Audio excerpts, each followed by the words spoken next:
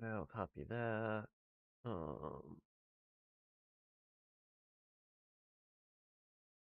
could do this. Oh, not top chat, live chat. There we go.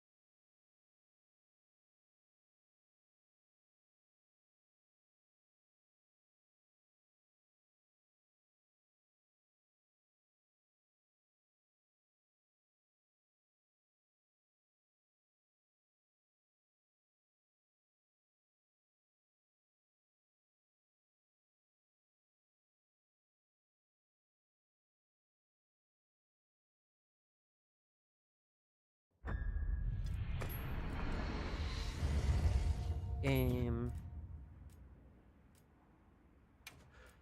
Private. Oh, yeah. Incredible, my friends.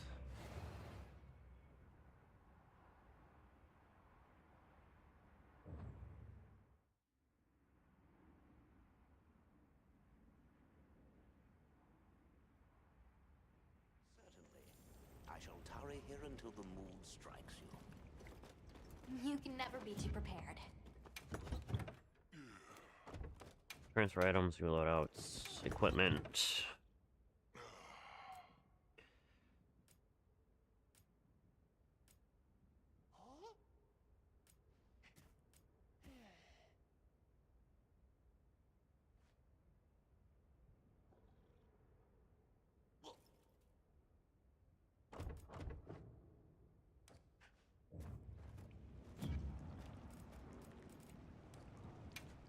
Mission info. Monster field guides. Hmm.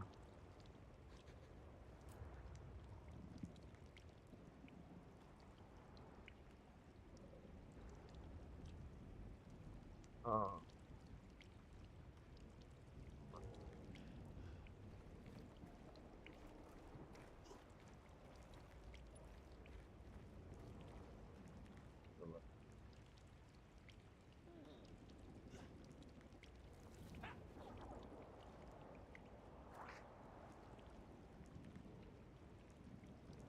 Bonnie, that's what it was.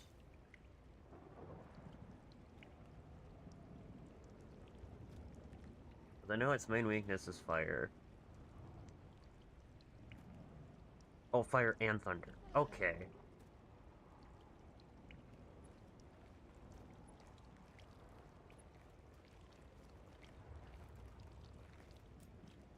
I don't need my poison, I just need my fire. No, not my fire, my thunder.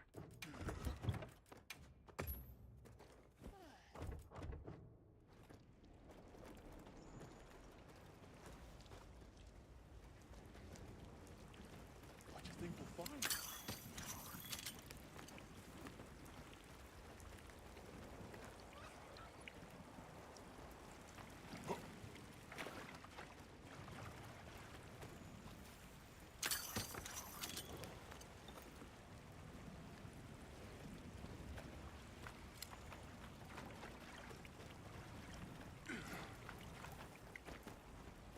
Has the mood struck you?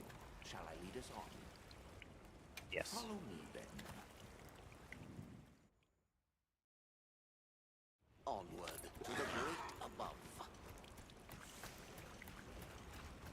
What a terrible place to get lost, and with no fur to keep you warm.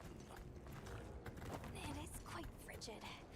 I'd say it's as intense as the sand tide in the downpour. Does it ever get, you know, a little warmer?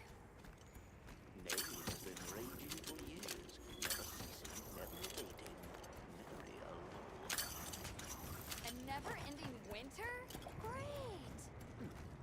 Add that to our list of wonky phenomena right below premature sand tide and no-show fire spring. Do you think this is the cliffs that Tesh talked about? Yes, or at least what he thinks is a cliff. Options.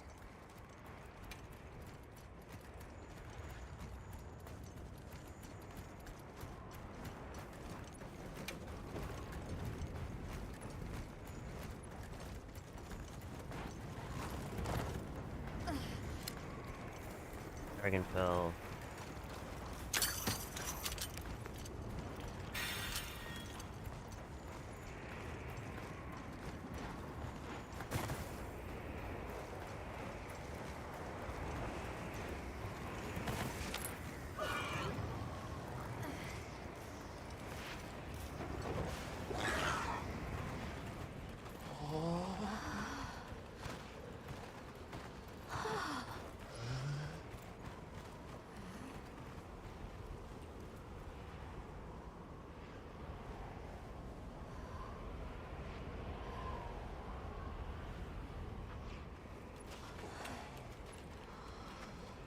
This confirms it. Yeah, it's all one huge structure. I can't imagine anyone building something like this back home, let alone this size. How'd they even do it? It's unlike any architecture I've seen. Which immediately raises some questions. Who exactly built it? And what happened to their civilization if they were capable of something like this? And if the keepers live out here, who are they? Your cheeks are red. You cold? I'm fine. What's that? Kiribami.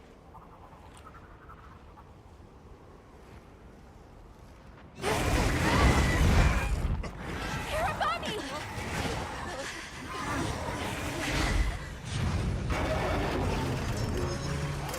Three of them. Is it wiser to use a needle to fight, or to hide it in a haystack? Hiding in the haystack! Then follow me.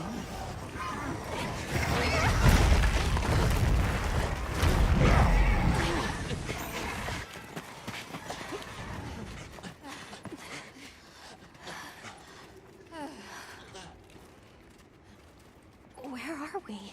My quiet sanctuary. I come here when I'm in need of solitude. I can't believe there was a whole nest. We'll just have to wait out the danger in here. Yeah. You okay? How about we set up camp then? Your small hovel? Certainly. Your small hovel. Certainly. It's so warm.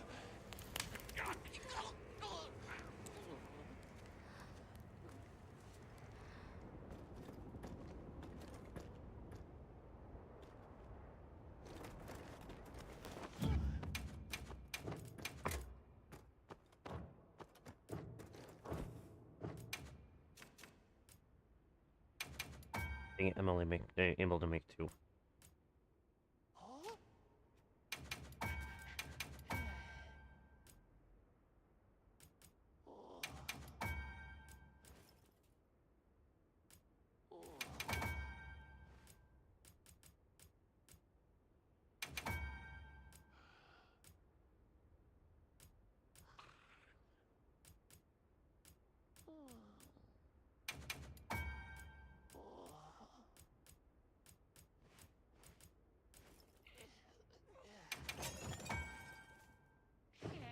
Let's be able to make.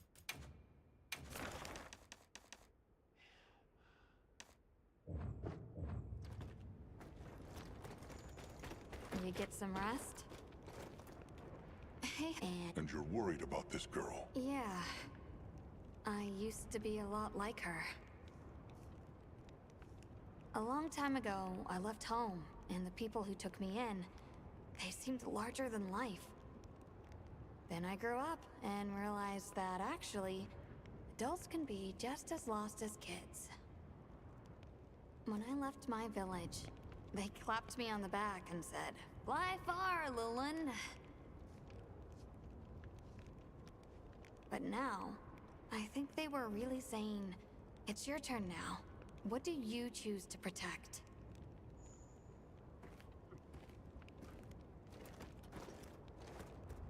Everything okay? Oh, I want to talk to you. I've been meaning to ask you something. Fabius said it was you who put my name forward for the expedition. Why'd you pick me?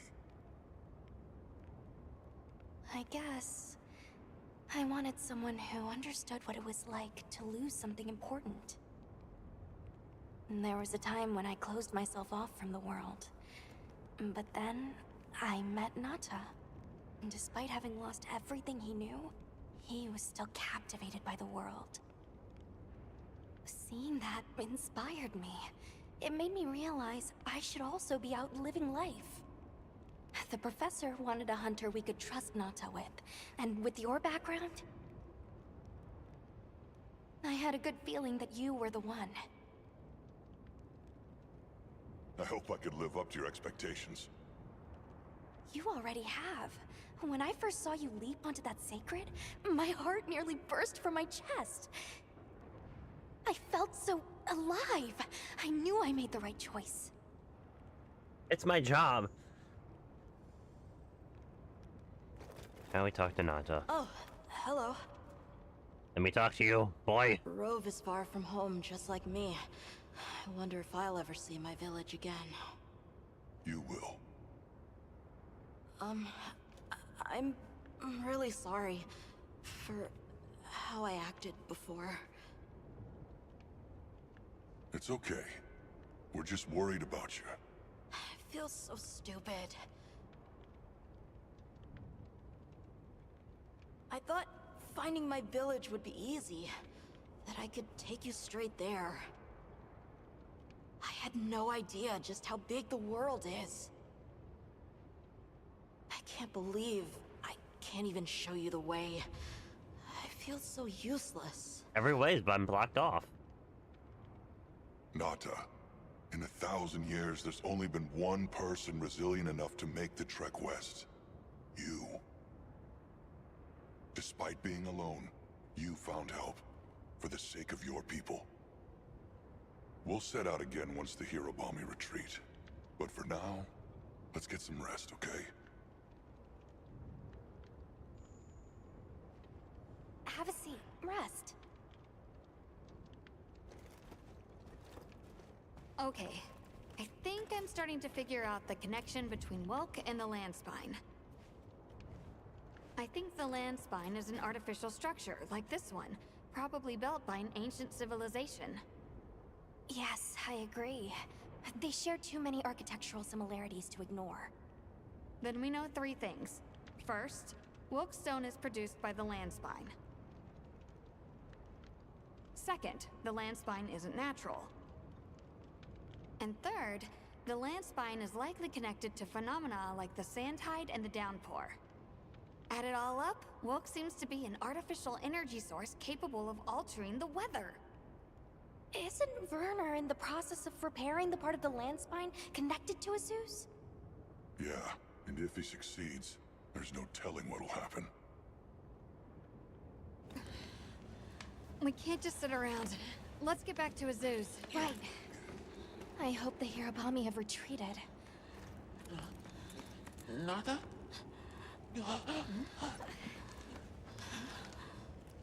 He has a fever. Oh no! We can't leave him here. But if the Hirabami attack...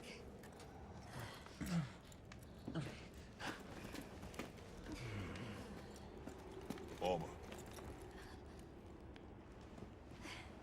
Understood. Authorization granted to hunt the Hirabami. Making him my bitch. we better be quick then.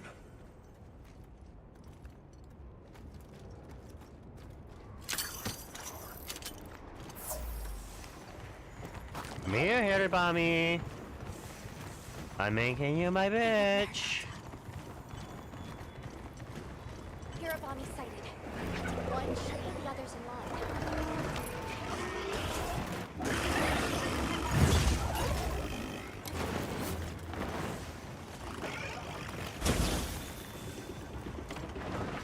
They're too dangerous as a pack. We need to separate. Large duck pods, force them.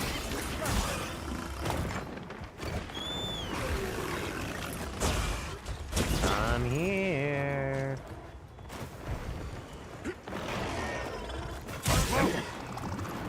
Heading in.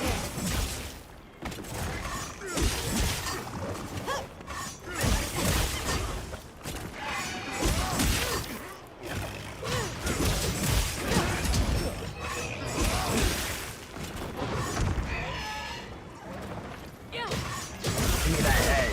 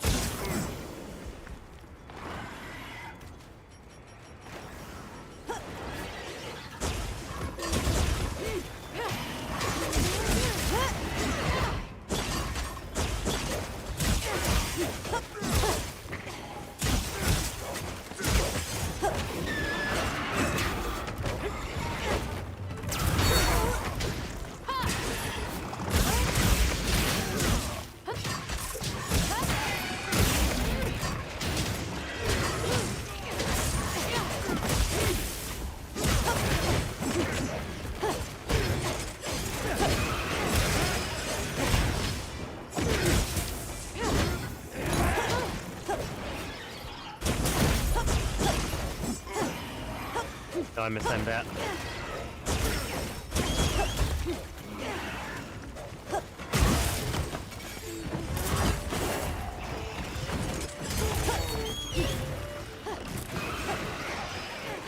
You must hold on strong.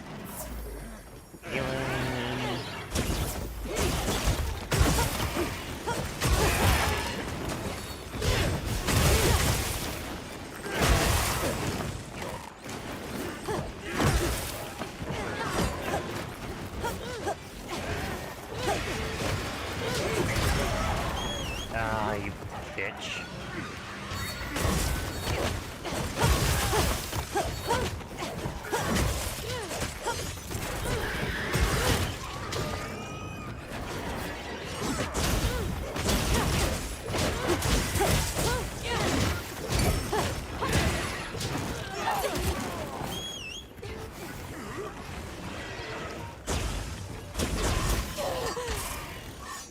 You must hold on strong.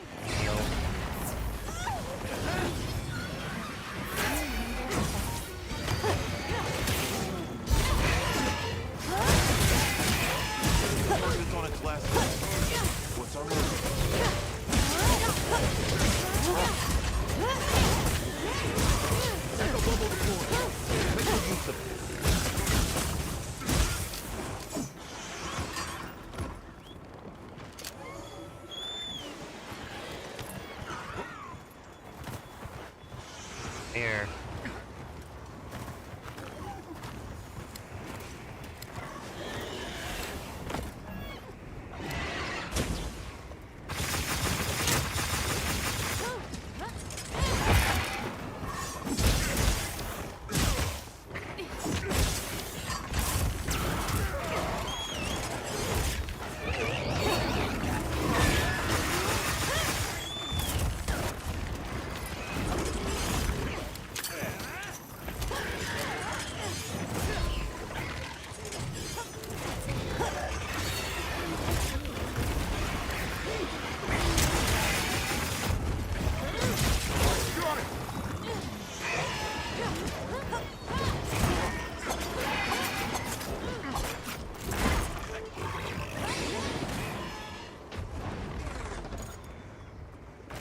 What a dismount.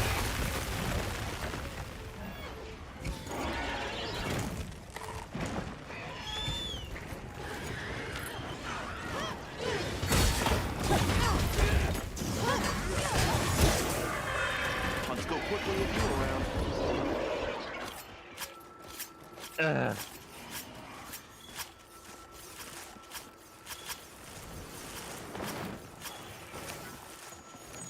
I wanted to dismount.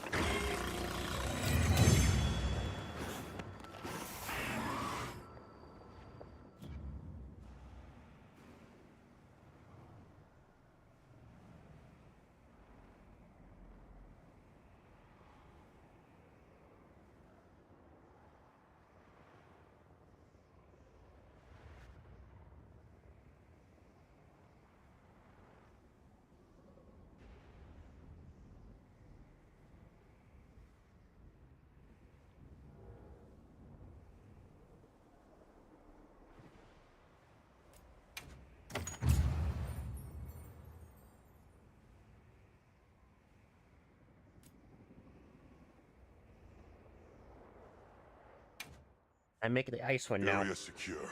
It's safe to bring Nata out. Zeus sounds like it's in trouble too. Her's giving me a bad feeling. All the more reason to hurry. Rove, we owe you one. Thanks. Forget me. Go. If fate wills it, we shall meet again.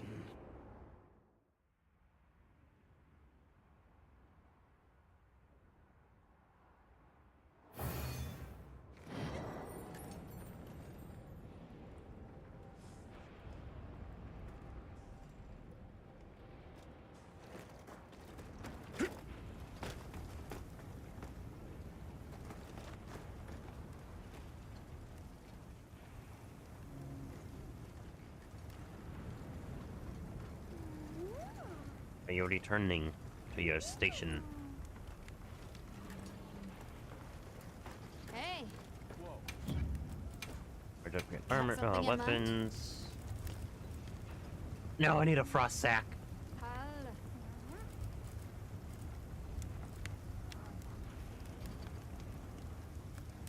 Yaha.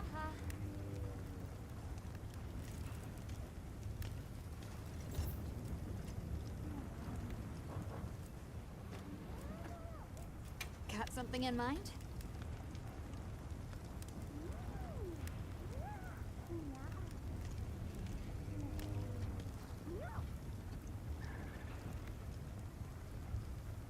Destination with the money.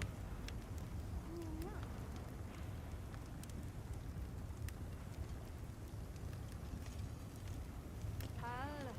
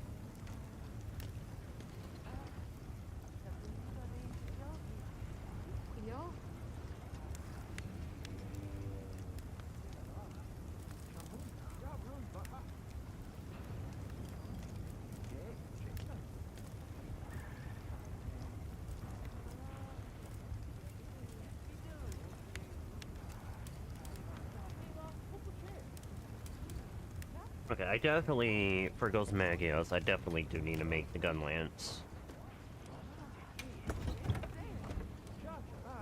What are we making today?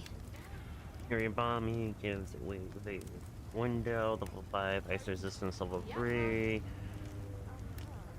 recovery level 2.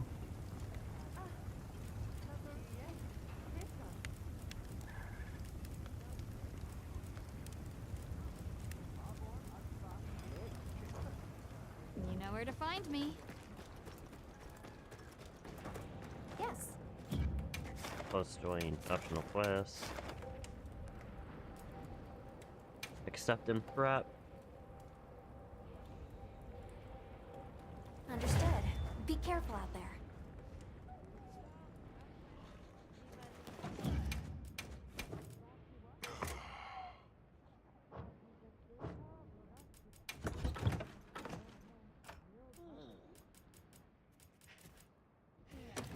Energy cleanser. Hot drink. Cold drink.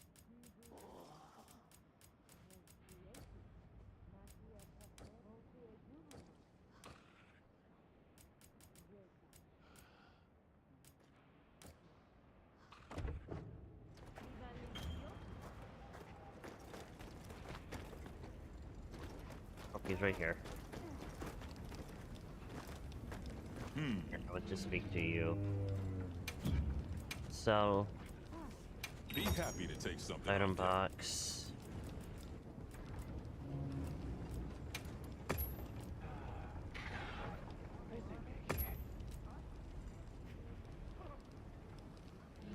I think the next upgrade for the charge blade for my raw one is high rank.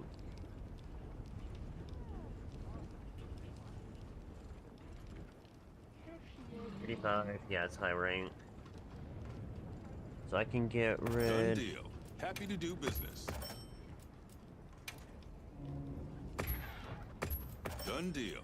Happy to do business.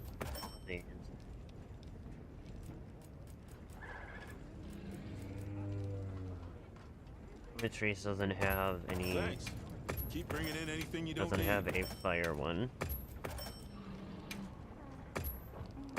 Done deal. Happy to do business. I was just needing those. Thanks. Keep bringing in anything you don't need.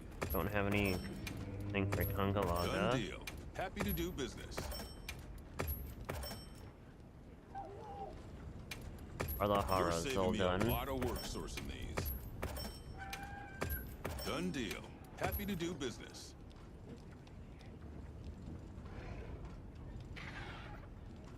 Done deal. Happy to do business. The Shagama doesn't have anything. You got a real eye for treasure. Know that? Thanks. Keep bringing in anything you don't need.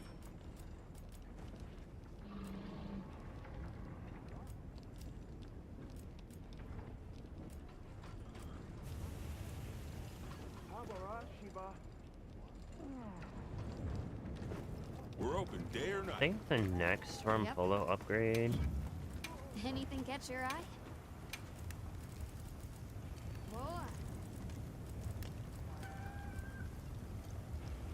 Yeah, it's high rank. See you later. You kick it's done. Be happy to take something off ya.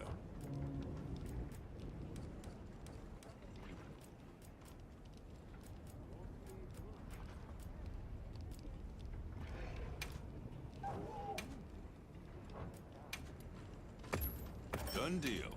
Happy to do business. I was just needing those. I don't Thanks. need any Keep Rumpolo bringing in stuff anything you don't because the need. next upgrade is high rank. Perfect. I'll take all these off you. I was just needing those.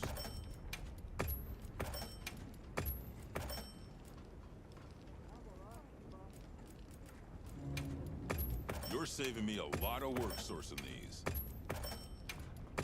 Done deal. Happy to do business.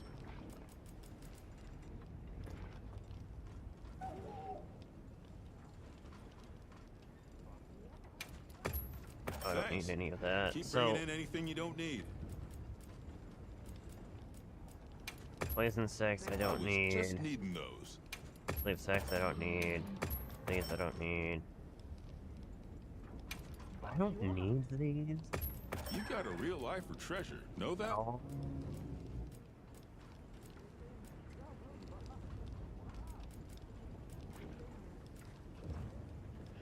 We're open day or night. Hey. Anything catch your eye? Yaha.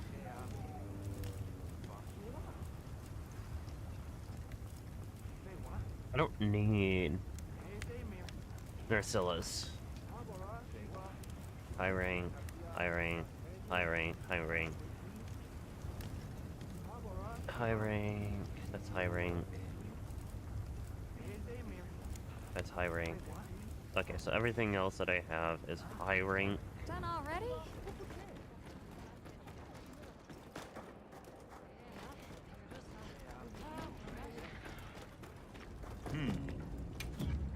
Purchase So, item what you need box. Actually, no, hold on. So, what you need today? Sell item box. Done deal. Happy to do business.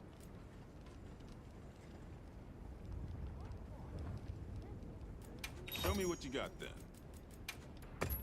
Thanks. Keep bringing in anything you don't need. Selection's not Yes. bad, huh? Item So, pouch. what you need today?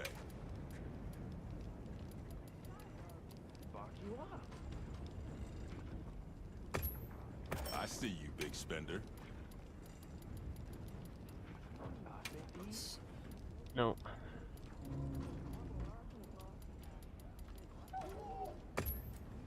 I see you, big spender. There we go.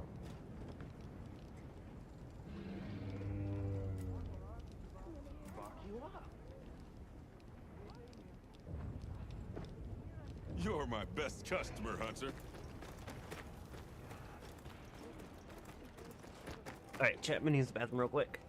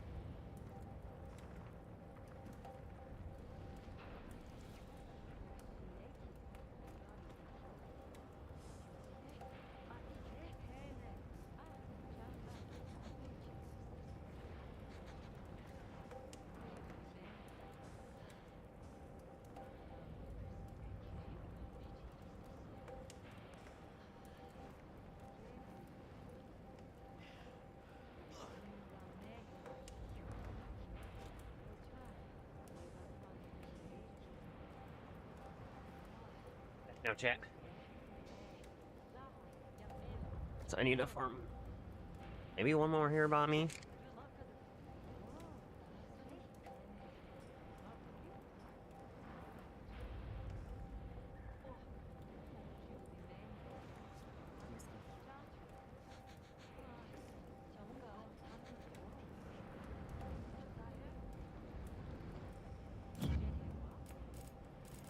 Pause the game, so I gotta do this, and do this, do this, do this, do this, do this. I'm gonna quickly eat.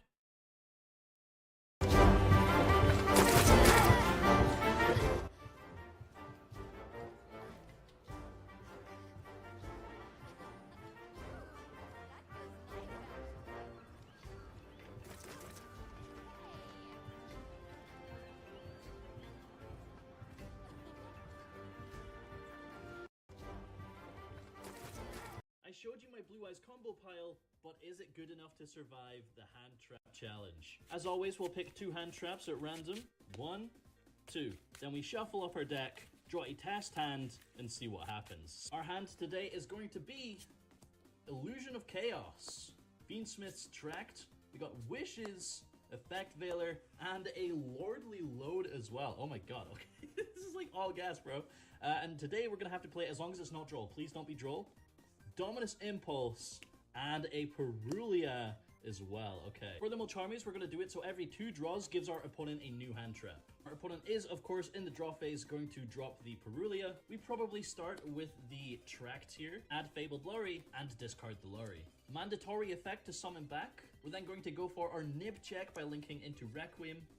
Then we activate the effect of Requiem to summon from deck. Our opponent cannot Impulse here because we don't control a card. So we summon out the Engraver, Requiem effect to equip to the Engraver. We Contact Fuse. Necroquip Princess. Effect of Engraver, Engrave, shuffling back the Lorry. Impulse here would trade for the Caesar, which is 2 interruptions. So honestly, I could probably see that happening. Next up, we'll activate Illusion of Chaos, adding Magician's Souls, and putting the Ritual back to the top of the deck. Wishes, discarding the Effect Veiler. We'll add Maiden and Ultimate Fusion, and then Necroquip effect to draw a card. Come on, draws a hand trap, baby. We draw. We'll go Effect of Maiden, placing a True Light from the deck. Effect of Magician's Souls, dump the Ritual, special summon itself, giving our opponent 1 draw. Link these 2 into an SP Little Knight. True Light effect to set. We'll set a Roar. Activate the Roar, special summoning Blue Eyes from deck. This will trigger the Maiden to special summon herself back as well. Wishes effect to equip to the Blue Eyes. Blue Eyes Ultimate Dragon. Then synchro these 2 into the Blue Eyes Spirit Dragon. We'll activate Ultimate Fusion, shuffling back Ultimate and the Ritual to summon out our Dragon Master Magia. Then round things up by activating Loads, searching for Drill Beam. That is why this deck is so fun, man. I showed you my Blue Eyes combo. Monster Hunter has 270 large monsters, and I've hunted them all, so today I'm going to be ranking all 200 plus monsters from the main series and Frontier, except for event monsters like Behemoth and Leishan, and also no Zeniths. Time to rank some oh fuck. The tiers from worst to best are Vile Creature, Bad, Not Cool, Alright, Cool, Amazing, Peak Monster. I'm going to be ranking monsters purely based off their fight and design. The only time I'm going to go into detail for a monster's ranking is if I really like them, or if they make me think unpleasant thoughts. If a monster doesn't fit into one of those categories, then I'll just keep the exclamation short, or skip over them entirely. One thing before I start, this video was recorded before Sunbreak Title Update 4, so if Velkhana somehow becomes a vile creature in that time, and I don't mention it, that's why. If it's not Velkhana, then I just sound really stupid right now. Gen 1, Bessarios, vile creature. Already starting off strong. Rocks aren't very exciting to fight, and a rock who could put you to sleep is even less fun to fight. Cephadrome, you could sit right next to Bessarios. Majority of Cephadrome's fight is just chasing him. Sure, you could use Sonic Bombs, but you can only hold so many before running out. Diablos, he's pretty cool. I slightly don't like Diablos because he took the spotlight away from Monoblos, who was just infinitely better. Fatalis. Can't place God anywhere but Peak Monster. I'm one who likes Fatalis' first gen fight, but World definitely blew all other iterations of Fatalis out of the water, even including Conquest Fatalis from Frontier. One of the reasons why I love World so much is because of the Fatalis fight. World improves the fight drastically by giving him more than 3 moves. Castle Straight is one of the best maps in Monster Hunter, and yet again, World's redesign of it was amazing. Crimson Fatalis. Red God isn't as cool as God, but cool enough not to be placed in cool. Crimson Fatalis isn't all that different from Fatalis, other than giving him a dive move and meteors. Also, Ingo Isles and Battlegrounds are very boring areas compared to Castle Straight and Tower. Gendrome, probably my least favorite drome. He could go in not cool. Gravios. You think removing the rocks from Destarios would make the fight better, but it doesn't. Gypsros is very ugly and annoying, but fooling the hunter by playing dead is pretty funny, so I won't put him in Vile Creature. He could go in bad. Iron Drome. He's got a pretty wicked mohawk, but I'll put him in not cool. Kezu. He's just a penis. There's really not much more to say. A lot of people don't like the fact that Kezu has no theme, but I think it adds a lot of eeriness to the fight. Alright. Kirin. Kirin can go in cool. Lao Shenlong. I love Lao's design so much.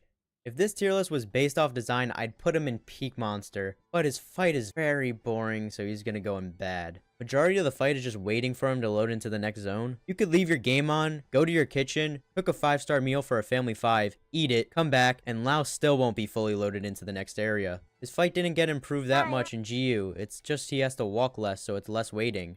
Biggest problem with Gigantic and Siege monsters before Gen 4 is they don't do much, and they have a very little move pools. Monoblos, peak monster. Yes, he's 2 tiers higher than Diablos, despite their fight being practically the same. Suck it, Diablos. You know what they say, 1 horn is better than 2. Monoblos is the final village boss of Monster Hunter 1, so he holds a special place in a lot of hunters' hearts. Plesioth. I don't know why, but every time I fight Plesioth, all I think about is the Bass Pro Shop logo. People would put Plesioth in Vile Creature without hesitation, but his underwater fight is actually pretty good. But that's only in 1 game, so he's not going very far from Vile Creature. Rathalos, the Pikachu of the franchise. Rathalos goes in Rathalos tier. Azure Rathalos. I want to make it very clear that I hate this thing, and I'll never forgive it for replacing Brachydios on the box art of 3U, but I'm kinda legally obligated to put it in Rathalos tier. Rathian does not go in the Rathian tier, that'd just be dumb. First and second gen Rathian, I hate a lot because it just does not stop going back and forth over and over again.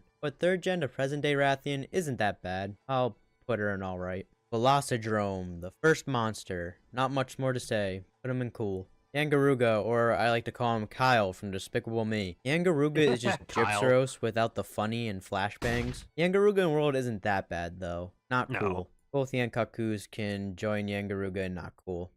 Gen 2. Blangonga. I have no feeling towards this monster, so he could just go in alright. Copper Blangonga. I do have feelings for this monster, and it isn't positive, so he could go in not cool. Kangalala. Farting is the pinnacle of comedy. But in Monster Hunter, when you get farted on, you can't use items, and that isn't cool. Daimyo Hermitar makes me mad because he has a Monoblos skull on his back, and it feels like it's a sign from the devs saying, haha, Monoblos is dead and never coming back. Also, Daimyo is in more games than Monoblos, which just adds insult to injury. Alright, Skydrome can go in alright. Bulldrome, just a bigger Bullfango, not really cool. Rajang wasn't really anything special until his world version, which made him an absolute menace. Rise did tone him down a bit, which is a shame, but at the end of the day, it's still Rajang. He could go in amazing. Jengaran goes in Vile Creature. This is one of the most boring monsters ever. The entire fight is just poking at his legs until he falls down. Rinse and repeat. This fight is so boring that it'll make you fall asleep. I wish this was a joke because this actually happened to me while fighting him during a Freedom Unite playthrough.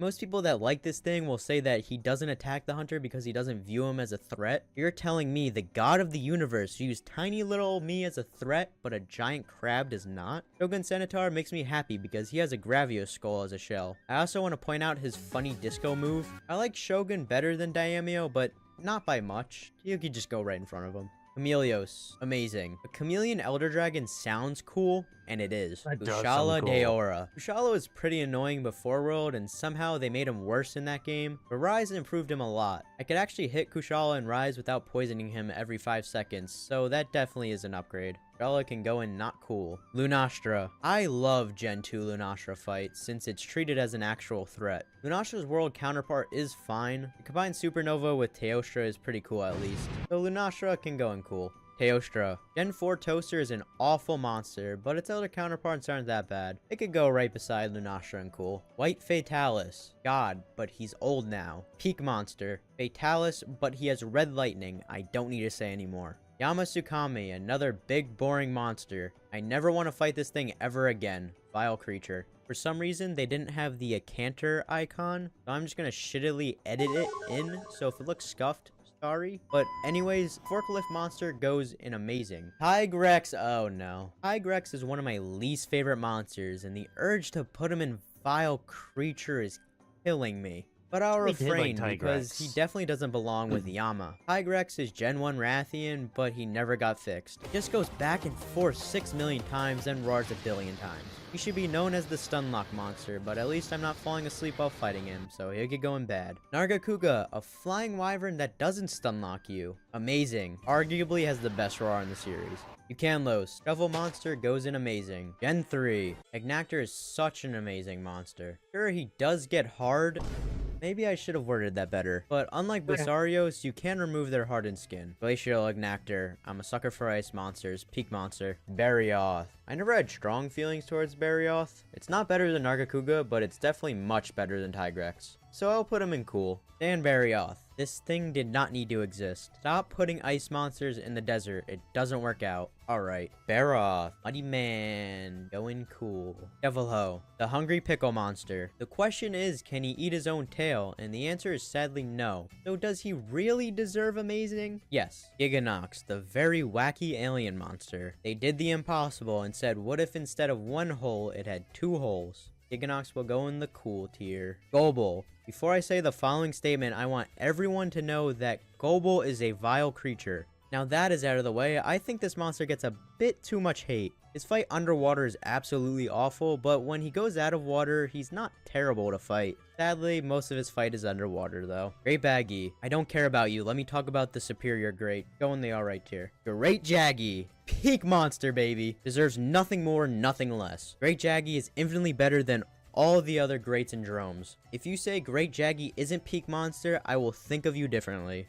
The fight to design everything about this monster is just a 10 out of 10. Lagiacrus. Most people know that I love Tri, and I will never forget fighting Lagiacrus for the first time. I was awful at the game due to it being my first monster hunter, so it took me a while to kill him, but when I did, I felt unstoppable. I usually point to Lagiacrus for why underwater combat is a good feature. The hunter is going into the monster's home territory, so obviously they are going to be stronger than the hunter. But then you make the monster go out of water and the fight becomes easier, because that is the hunter's territory.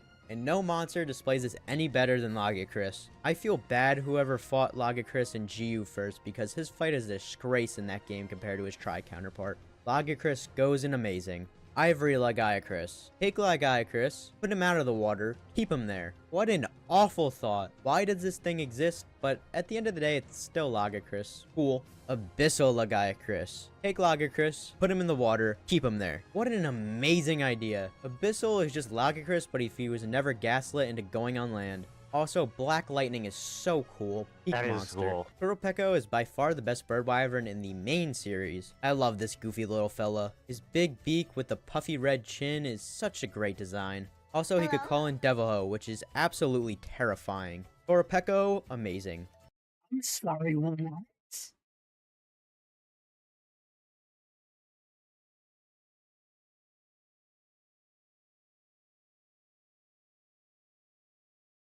Summon the devil? Both Ludroths can go in cool. Uragon, vile creature, no questions asked. Uragon is one of the most annoying monsters. Billy Annoying in World. I fucking hate this fight in World. I'm just gonna literally just chin slam the fucking ground 20 billion times. because half of his fight you can't even hit him. He's just rolling around. Elatrion's tri-fight is great, but what's even better is his world fight. I remember being very excited for Elatrion when he was announced for World, and when I fought him in World for the first time, it blew me away. You either like Eschaton Judgment or hate it, and I'm in the love it boat. I actually like the idea of breaking its horn. I never really got to fight this monster. I got bored of to Iceborne. nerf the Judgment. I think that's genius. Also, the sound Eschaton Judgment makes... Oh my god! Balachion can control all elements too, which is just insane. This is a no-brainer peak monster. Theodis, peak monster. Everything about Theodis is amazing. The build-up, design, fight, atmosphere, it checks off a lot of boxes. And it's a shame that if underwater combat never comes back, it's bye-bye to Theodis forever. Jen Moran. Most people consider Jen to be the best siege monster, which is a fair point. I used to think that as well, until I gave it some thought, and refought him solely to rank him for this video. What siege fights do right is the atmosphere. No siege monster has a bad atmosphere. All of them are good. Jen definitely has the best atmosphere out of all siege monsters. Going back and forth between the boat and climbing on his back is so cool. The problem with Jen Moran is he really doesn't do much. He occasionally slams into the boat, but that's about it. And when it's time for his second phase, he basically becomes Lao. He just waddles. Looking back at it, Jen is definitely not a peak monster, but he did bring forth one of the best fights in an atmospheric way. Amazing. Arzuros can go in cool. Garambaros. The tail swing spam is just annoying and gets old pretty fast. Not cool. Grey Rogi's alright. Green Nargacuga. The fight itself is still Nargacuga, but why green? I don't get it. He going alright though. Lucent Nargacuga. This is how you turn a great monster into a fantastic one.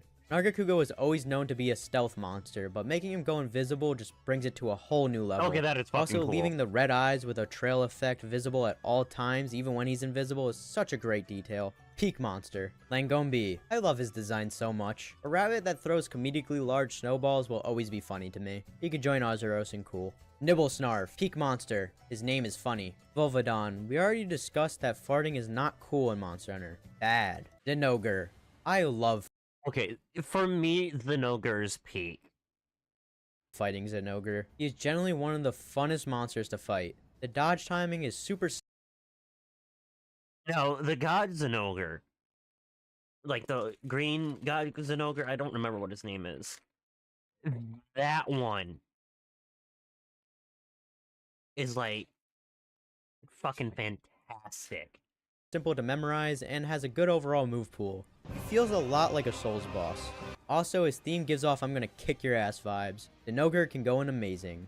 Amatsu. Peak monster. Design alone says it all. Another monster that checks off a lot of boxes. If he doesn't return in Sunbreak, I will cry. Brachydios. I am one who isn't that big of a fan of Brachy, especially Not old either. world Brachy, but even World didn't change normal Brachy that much. I get why he's super popular and all, but he's cool. Dire Morales. The big boy finally showed up. Dire Morales is my favorite mainline monster. What is there not to like about him? He's Fatalis if he was a huge volcano and had cannon wings that blew out meteors. This is where gigantic monsters started to go uphill, because Dire has an actual moveset, which is just old world Fatalis' moveset with meteors coming out of his wings. The atmosphere in this fight is something else. When I was younger, I thought the Tainted Sea was lava. Then I grew up. I wish younger me was right, but red water's still cool. If underwater doesn't come back, then I don't want Dire back. They'll just ruin his fight. Dire Morales only deserves peak monster. Gen 4. Kachawaka, the funny monkey anteater monster thing, and going cool. Molten Tigrex is the best Tigrex, but that's not saying much.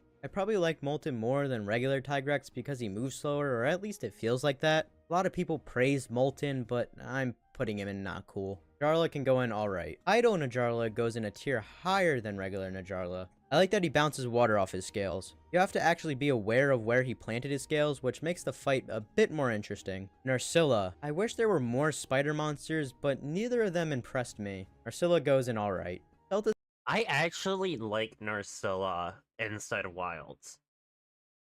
I know it sounds weird, but the fight of Narcilla in Wilds is actually pretty cool. It's my first time meeting Narcilla, so... by himself is nothing special, not cool. Celtis Queen has such a unique concept. Forcing the Celtis to combine with her and pilot her like a Gundam is so cool. Tetsukabra, the little froggy guy that somehow never made it into Rise. He could go in cool. Berserk Tetsukabra. If it was Berserk Tetsukabra versus a hydrogen bomb, he'd just eat the bomb with no scratches. Amazing. Damtrios goes from Fat Ugly Shark to Giga Chad Shark in a matter of seconds. Goes in amazing. Tiger Stripe Zamtrios, another reason why you shouldn't put Ice Monster in the desert. Alright. Gore Magala, the edgy emo monster. I fucking hate Gore inside of fucking Wilds.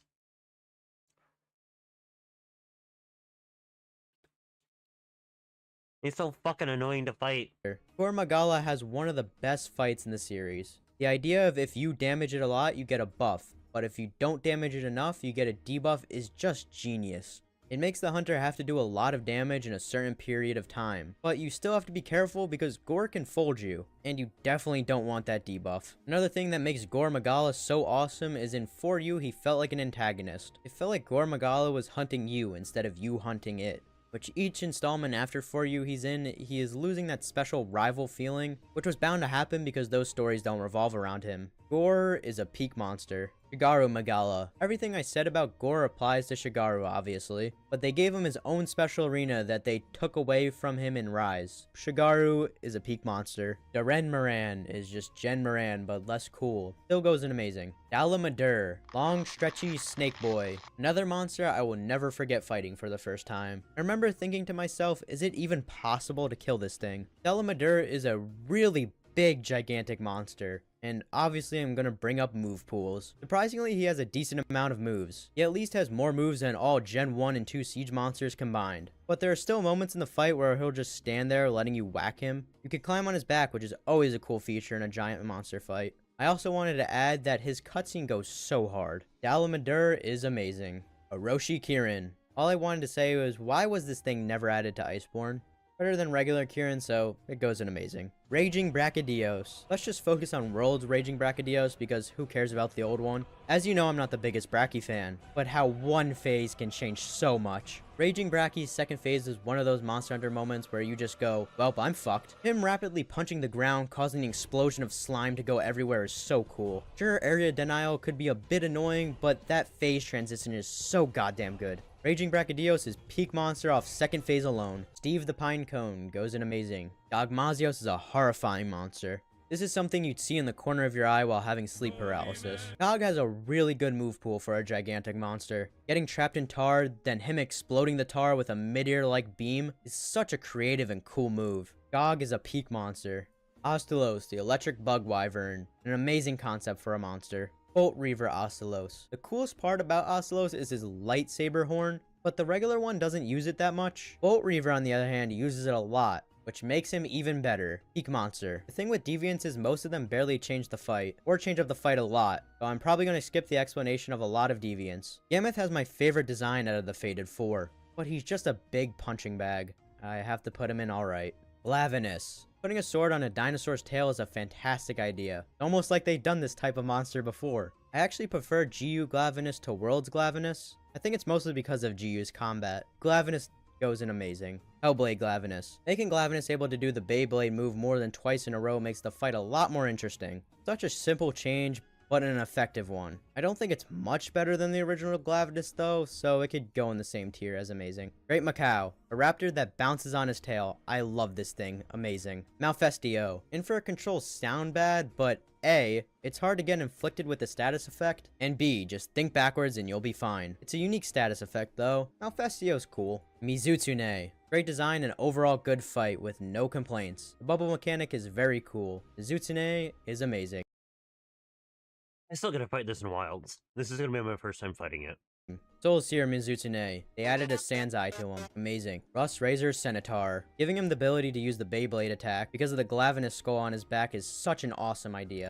Okay, the first time that I seen this monster, I was watching YouTube.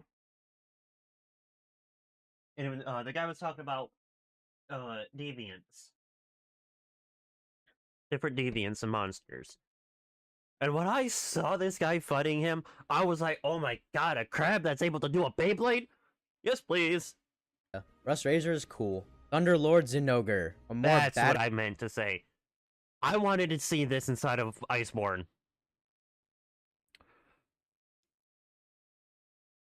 The first time that I saw somebody fighting this, I was like, please be in Iceborne too. But no, it's only a mod.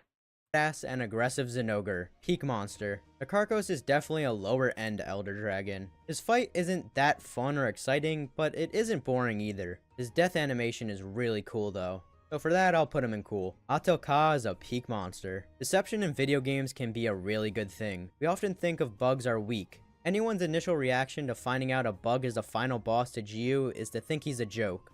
But then a few minutes into the fight, he pulls out a giant mecha dragon that he pilots using the strings that he produces. Also, praying mantises are the coolest bugs, so... Bloodbath Diablos is still a Diablos, so you probably think I hate it for that reason. And you'd be completely wrong. Bloodbath is such a phenomenal monster and is by far the best deviant. A monster getting stronger the more you hit it is such a fucked up idea, and the fact that they added it to one of the most aggressive monsters is nothing but insane. But then again, if Monoblos was more popular, then we could have Bloodbath Monoblos instead. Maybe I shouldn't think about this for too long before I change my mind. Bloodbath is a peak monster. Valstrax the Jet Dragon. Give me a reason to hate him. You can't. Flying down from the sky and crashing into the hunter at Mach speed is one of the coolest moves in the entire franchise. And oh my god, that theme! Valstrax easily a peak monster. Worldborn. Anjanath. Everybody loves T-Rexes. Anjanath is cool. Betelgeuse. There's nothing more terrifying than hearing a Betelgeuse roar followed up by an explosion when hunting another monster. Such a good concept for an evasion monster. Amazing. Dodogama. Funny rock-eating lizard. He's cool. Great Gyros is alright. Great Jagras. Funny Apanoth-eating lizard. I love Dodogama. Dodogama is so cute. Lizard. He's alright. Geratotus is not cool. Phaeatotus knows a bit better, alright. Legiana goes in alright, and Shrieking Legiana goes in the same tier. I don't like Legiana or Shrieking Legiana. I love Geratotus and his Iceborne counterpart.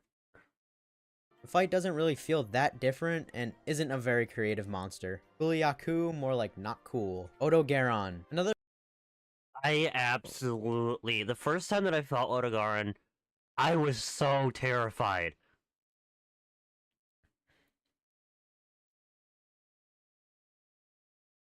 Like, I was literally fucking terrified of Odogaron. And when Iceborne came out, and Ebony came out, I was like, no.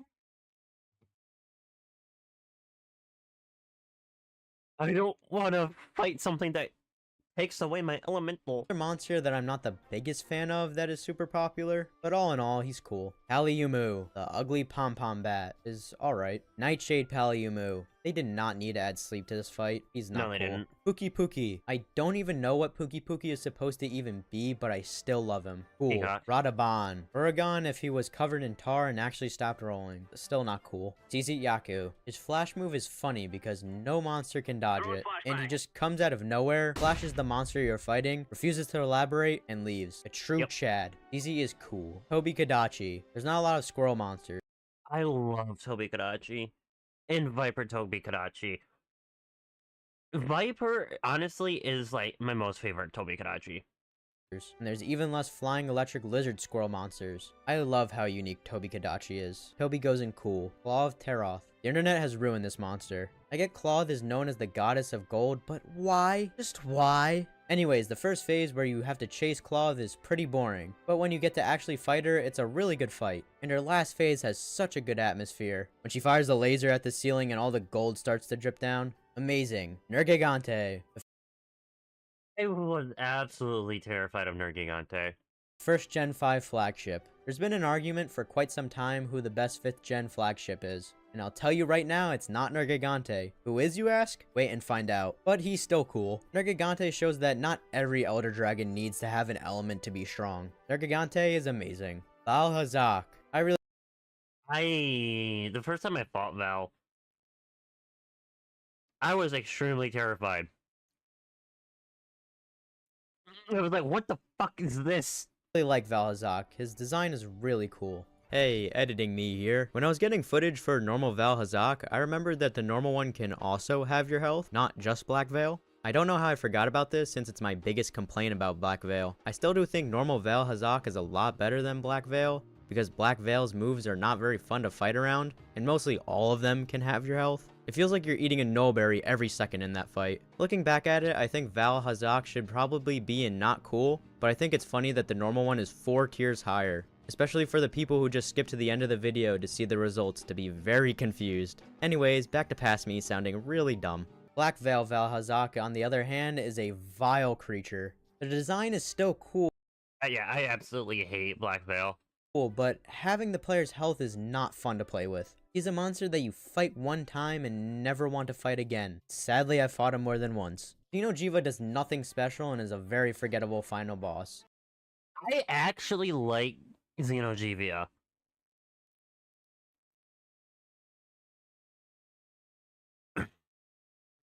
Like, to me, it just seemed like Xeno'jiiva was like a man-made monster. Like, it wasn't natural. Like the Guardians in Wilds.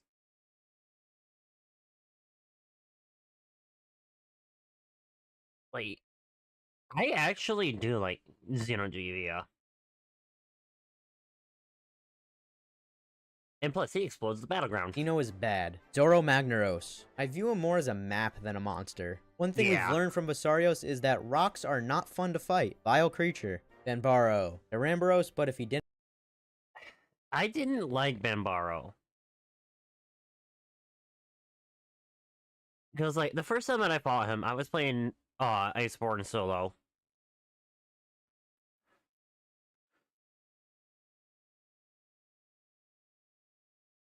I was fighting... I was playing through World and Iceborne alone. Because I wanted to complete it alone. I was in a call with my friend.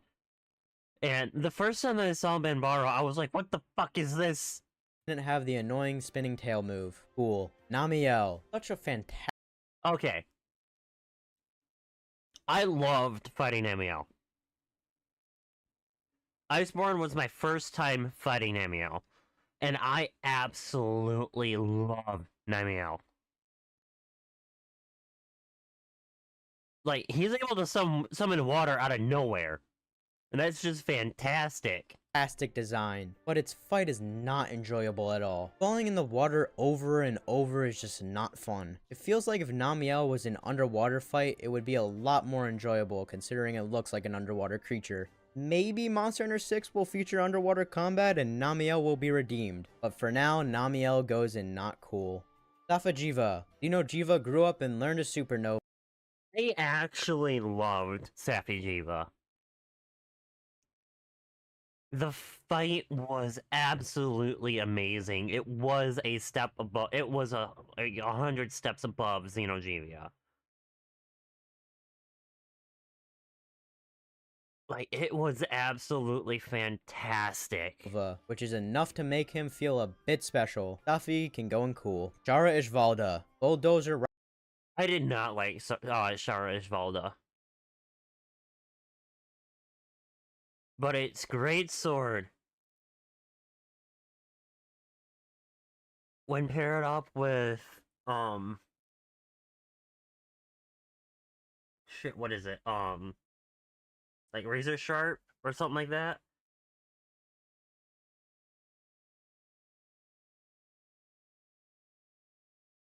Like, hold on, let me see if I can find it.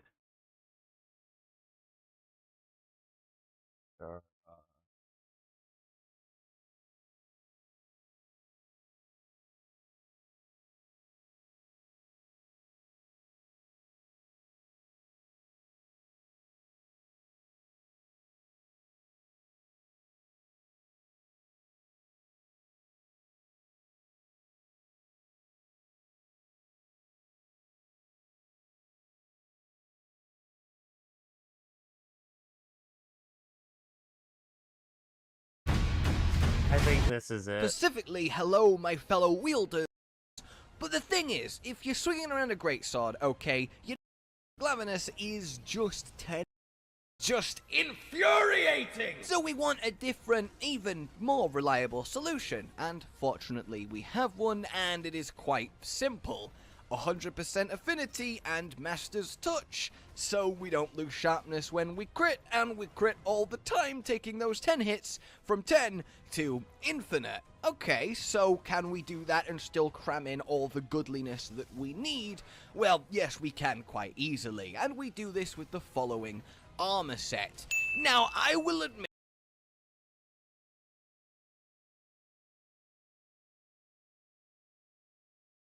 it does use a high rank piece in Teostra Gamma helmet. Is that legal? Which I'm not the greatest fan of doing, but look, the defense that you end up with is around the 770 region, and once you start augmenting and upgrading, you can start to get closer to 900, and it is plenty, it is fine. You will tank and legs, which are just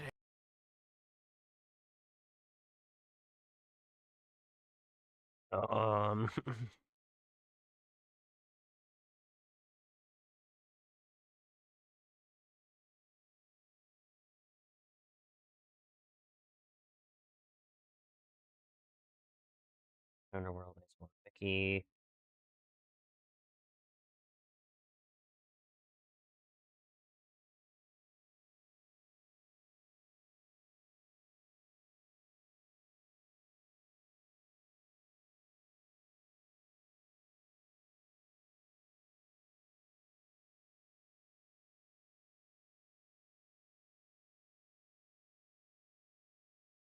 Sure, Shivalda. Here it is.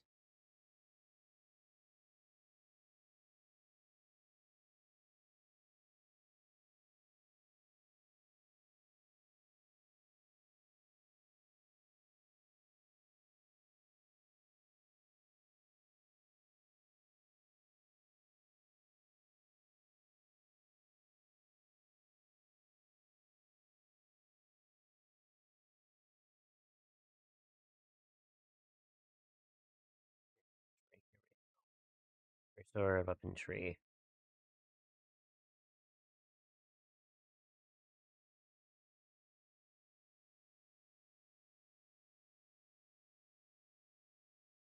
Um,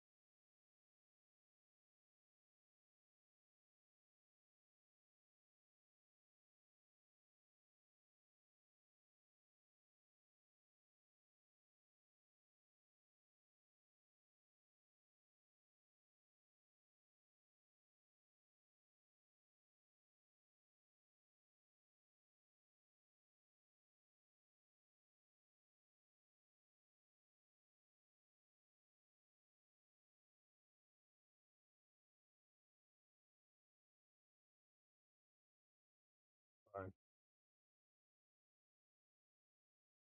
Sure, Shivalda.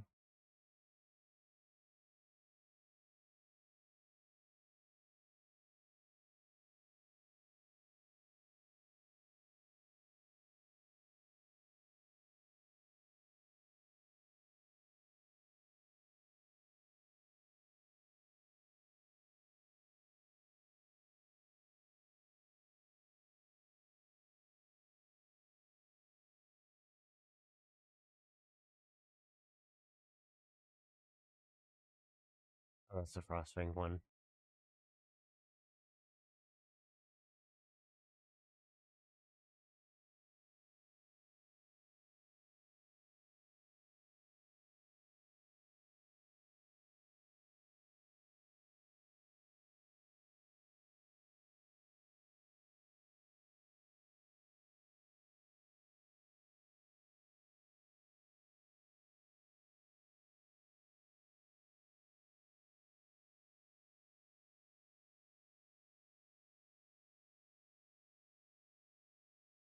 Here it is.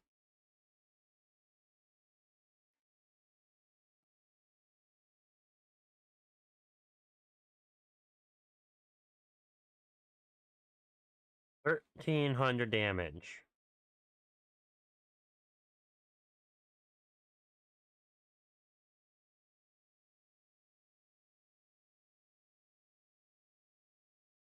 Exit. Correct. For you have blast attack. You pair it up with the Elementalist duel. Like, there's nothing the monsters can do.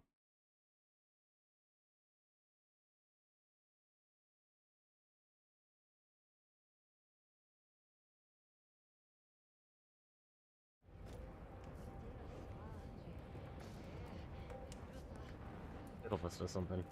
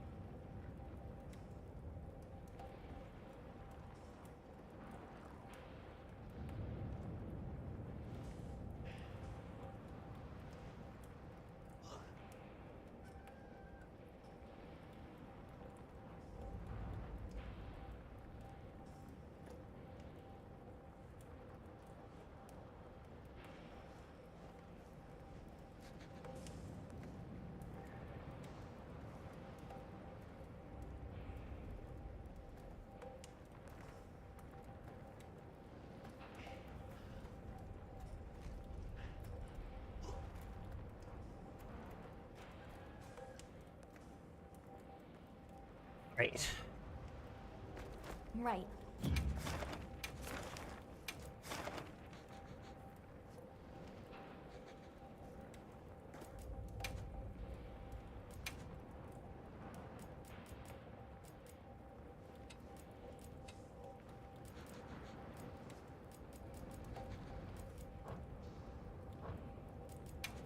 Septum prep.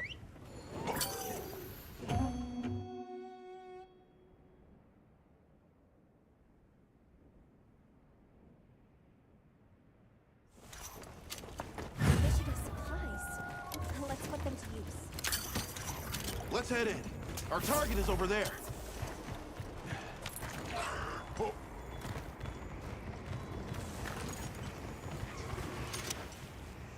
Don't care. There it is. All right, let's go.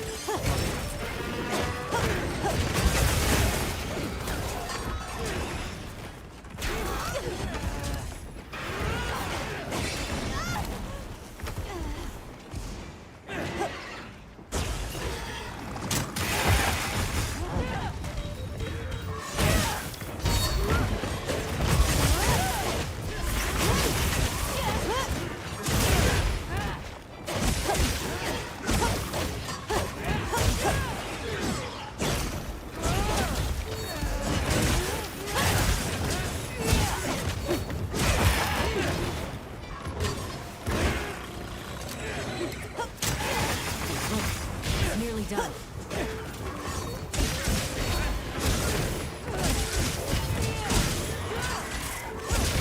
There's the overflow.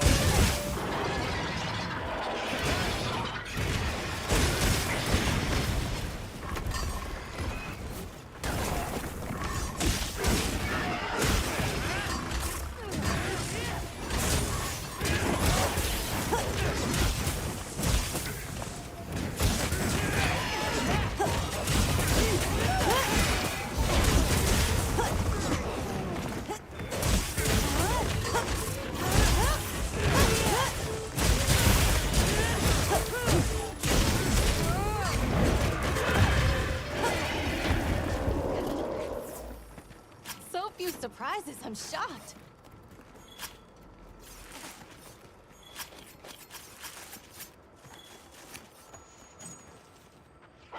Hopefully I get the frost sack that I need.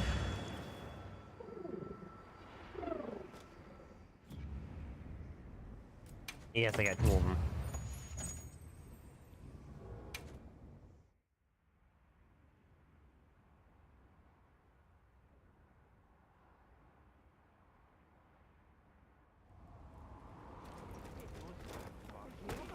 Hey. Got something in mind? I'm ready to work. Oh, perfection. Yo. Got something in mind? Sorry, I don't need any Harry Potter stuff.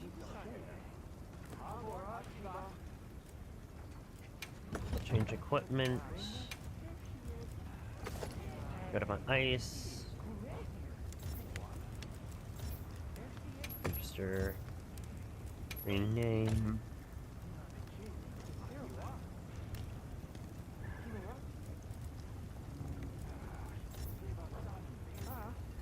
Yeah.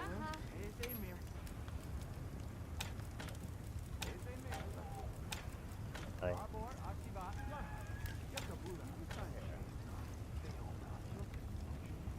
Charge, blade DPS, water, thunder, ice. Fit you to a T. Sure. I need to change because I need to switch my Luna one. You know where to find me. No, I need to start talking to Werner. So I can fight Monkey Boy.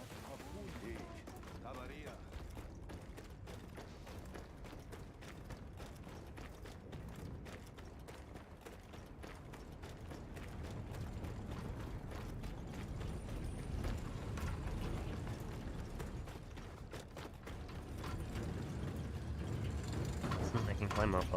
I'm up.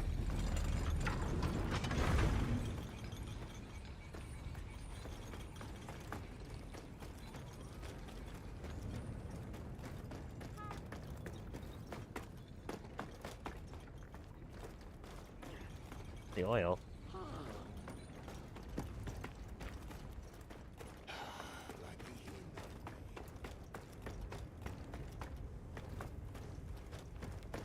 Oh, it's the bird unit.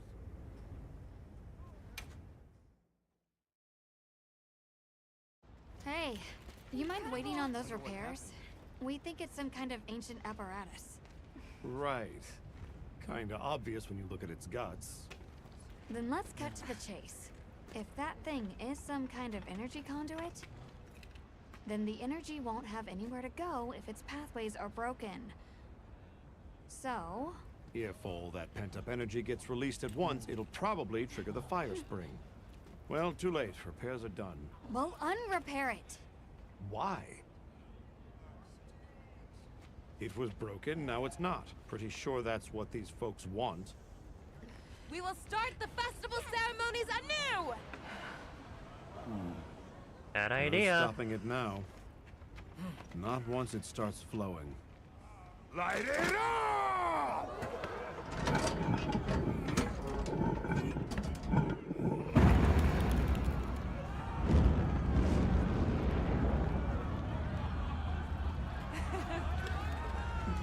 Good work! We beckon taken the fire spring with our own hands! 3, now.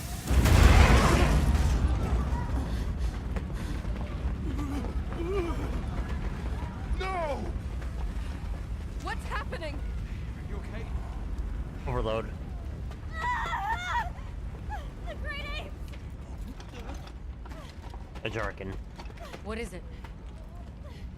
They're here! Right outside!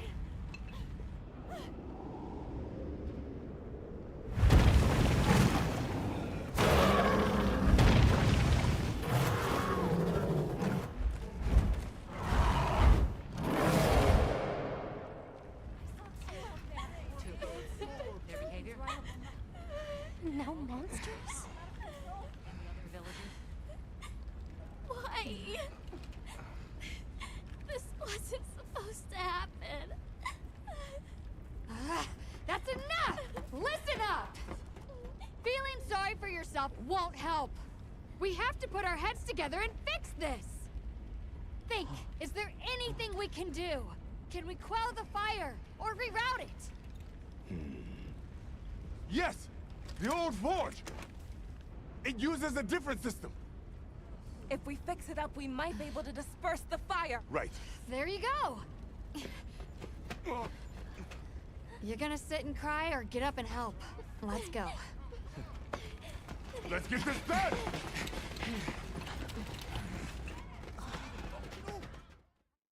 A Jarikon? Are they the apex predators in this region? We can't let them reach the village.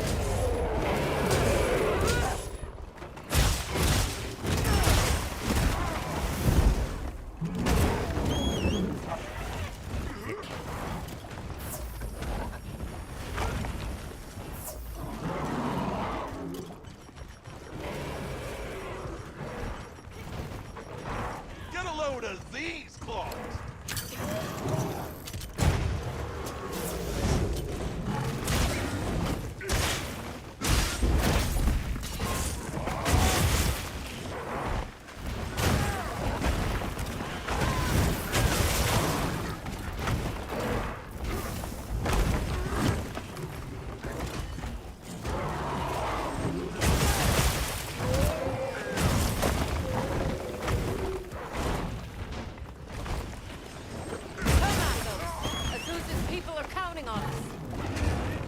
My path is righteous. I will not fail them.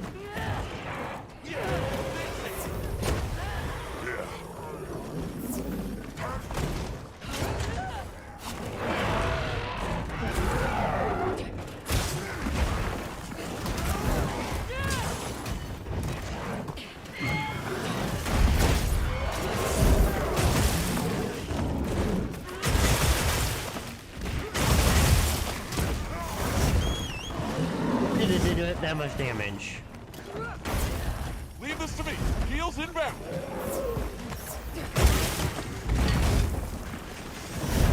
One of them's on the move. Okay, there What's we the go. plan? We give chase. It needs to be contained. Hunter, you take the other one. Understood. We'll take care of it. Get ready to tough this one out.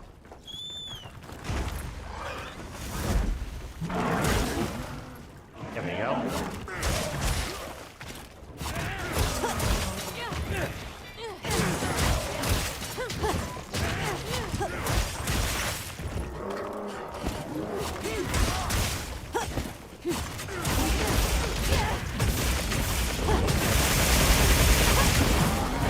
Wonderful work!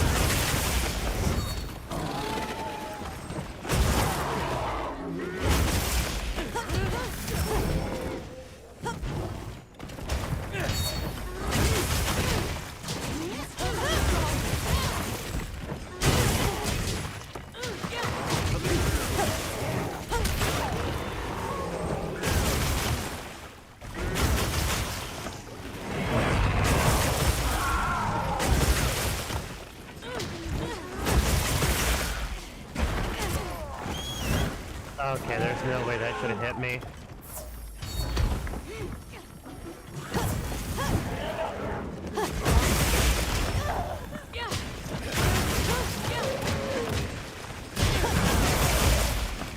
Nice berry.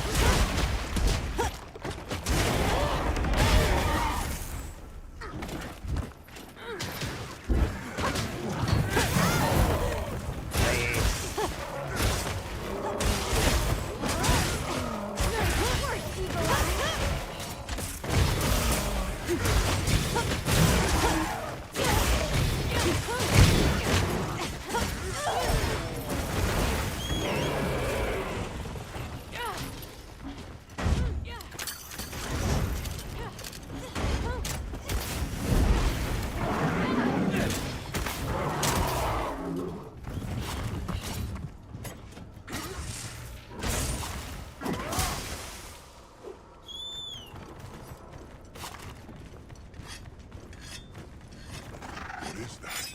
Because it looks real useful.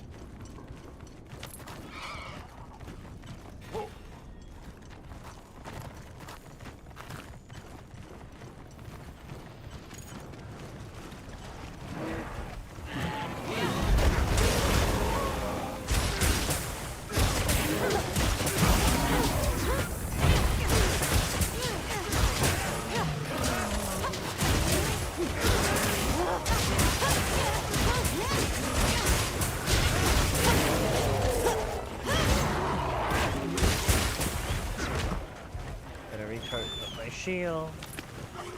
Target hunted. We're rejoining you.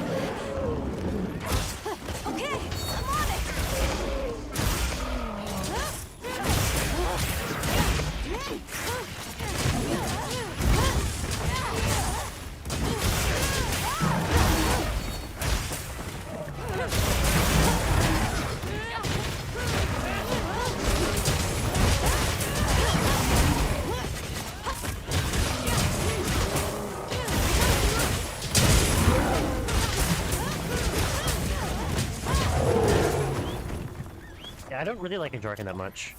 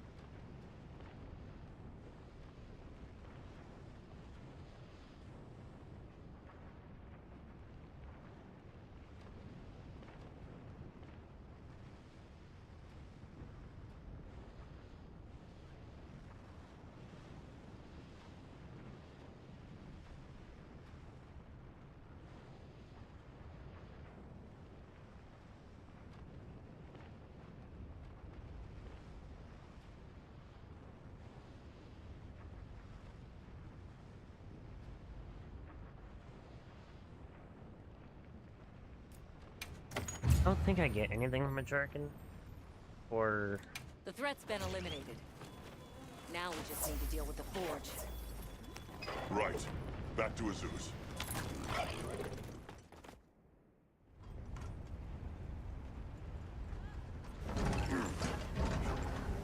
My dad's calling me. You're back. How's it looking? So far, so good. As long as nothing else happens.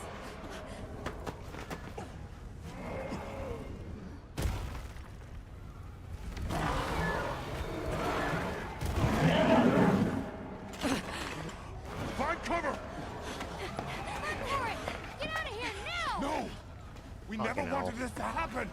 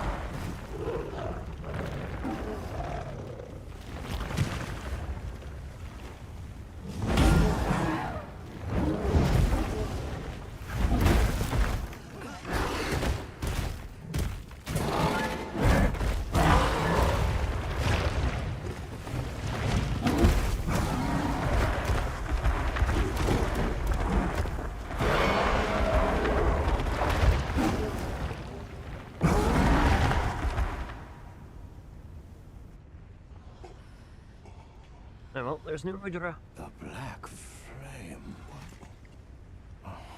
Long ago, there was a particularly fierce fire spring.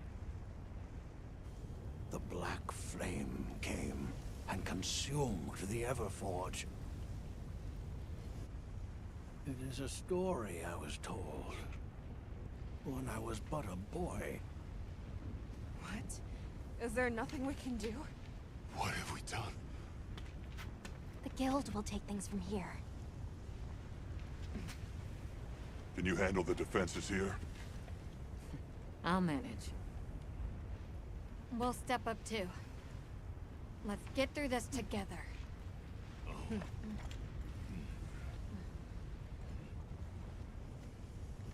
Surviving this is going to take all of our combined power. Let's take this monster by Alright, chat, I'll be back.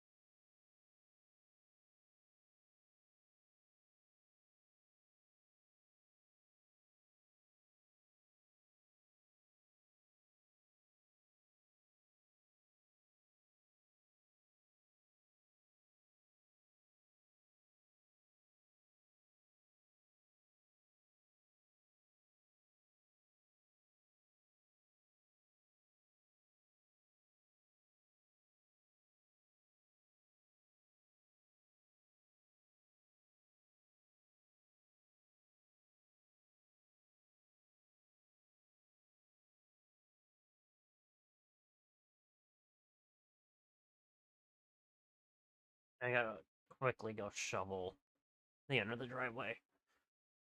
Should only take me about 10-15 minutes.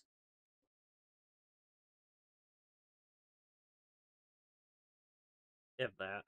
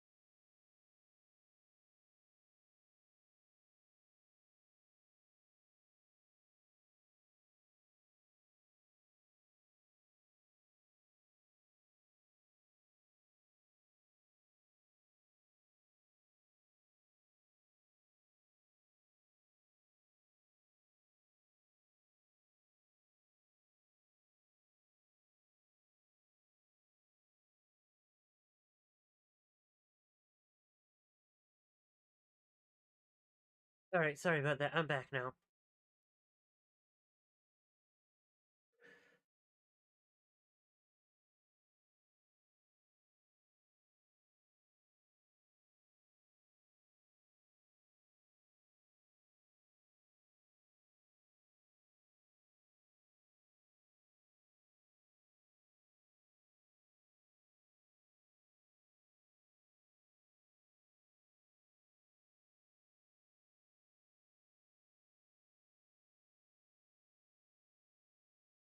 You know, I forgot.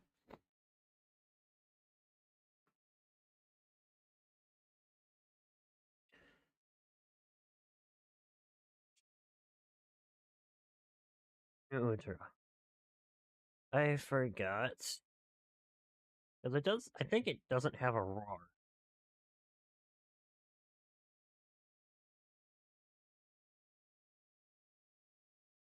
It does.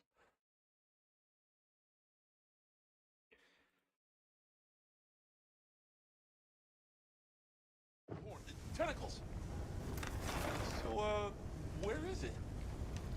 It retreated beneath the Everforge. I'm guessing it's at the bottom of the basin. Then we better get ready. Where's the black flame? Let us at it. We'll see she'll listen. Don't worry! The hunter will come back safe! Just keep working! Meow. Oh, nice. So long. Meow.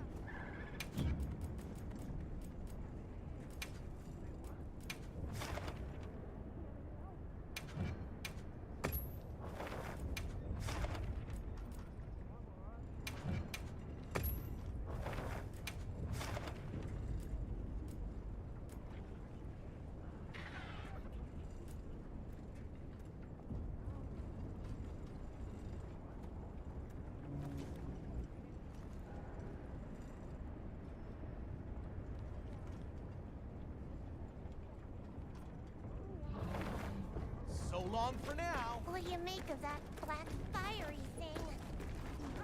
I don't know, but we best hurry up and get the old workshop working. Well, yeah, we'll keep the area safe.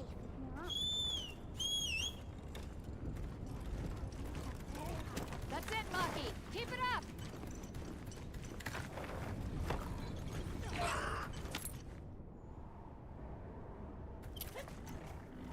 Wow, we sure got here fast.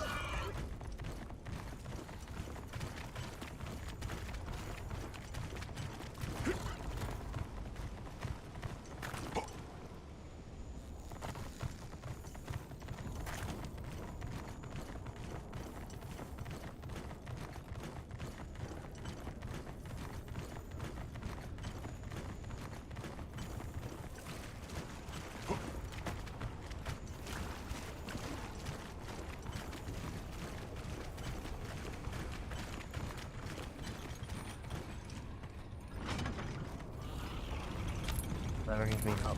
Over and down.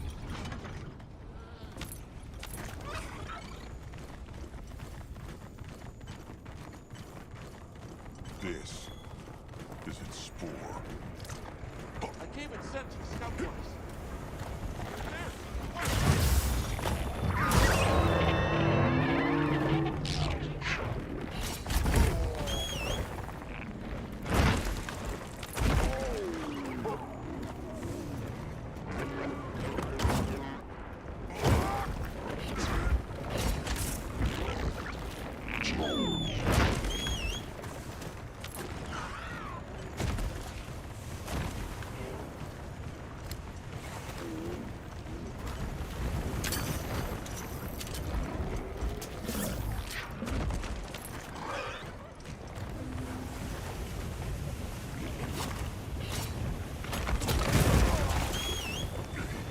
Coming after me.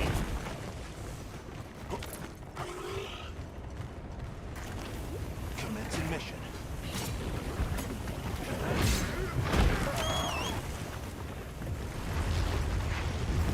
Hey, shake it off!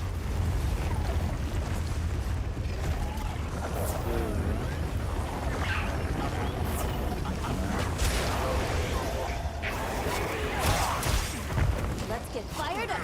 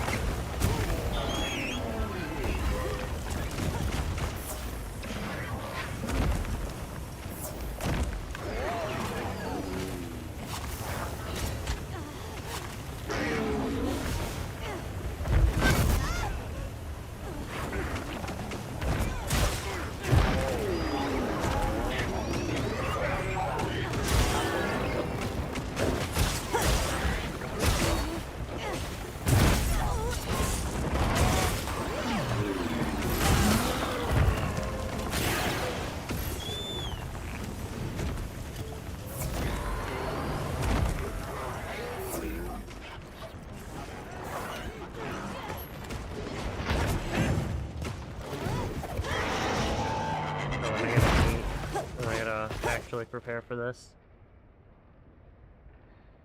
Don't care.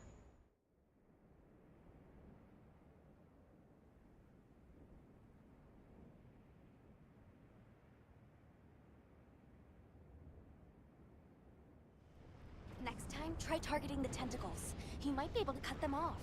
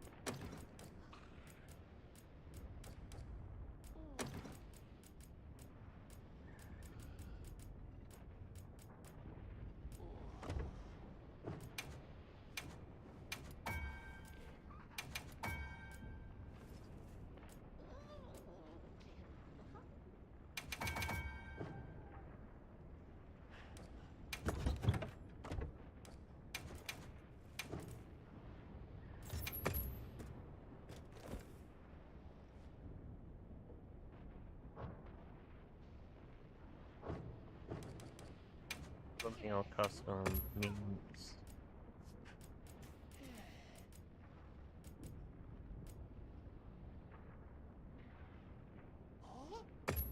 Let's do Defender low.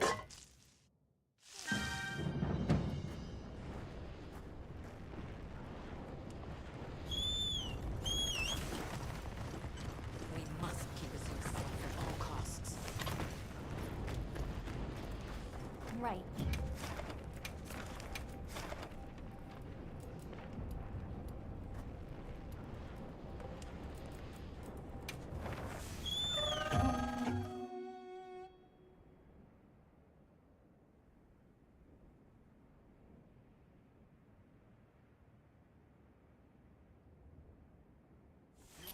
Cause we're gonna kick your tail.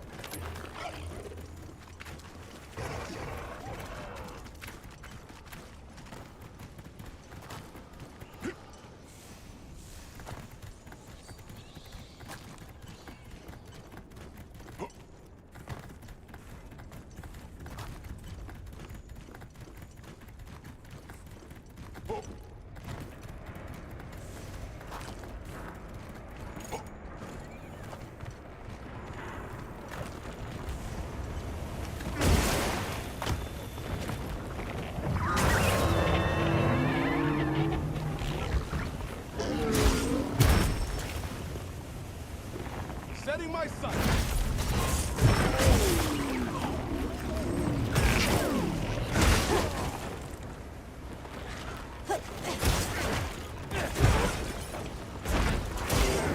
You have to hang on.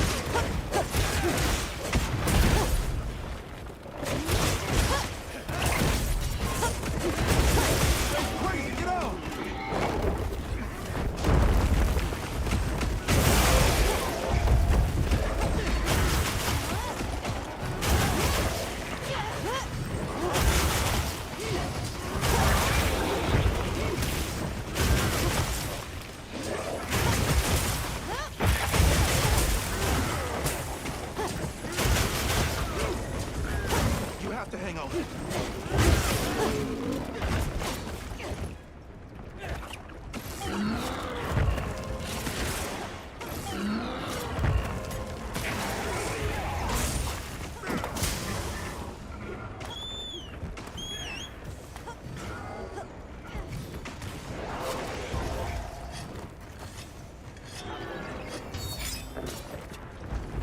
is my dad calling me? Hold on.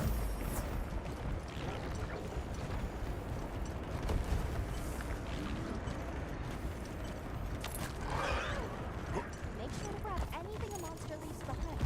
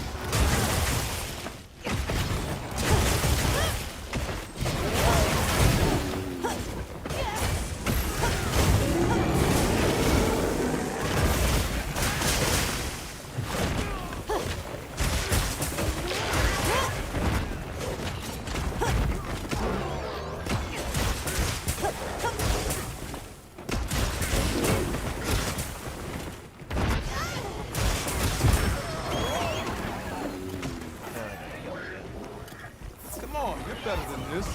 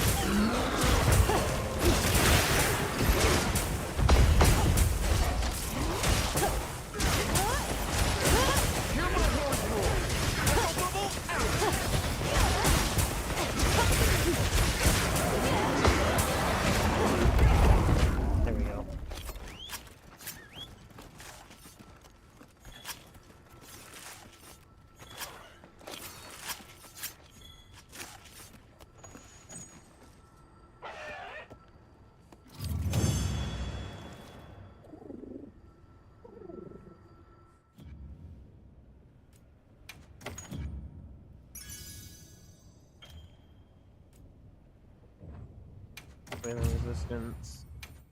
We did it! I hope everyone in Azuz is okay. I'm sure Gemma and the others have it under control. Let's head back.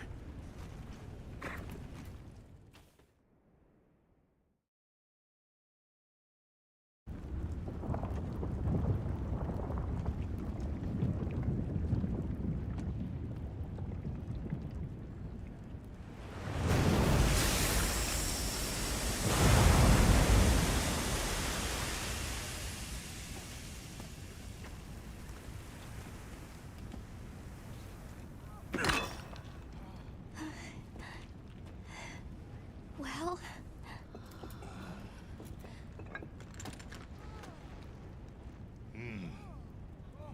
It's among the best we've made. we did it! It's all thanks to you! Good work, Monkey. Thank you. We owe it all to you. No, we did this together. Everyone, great work! We did it!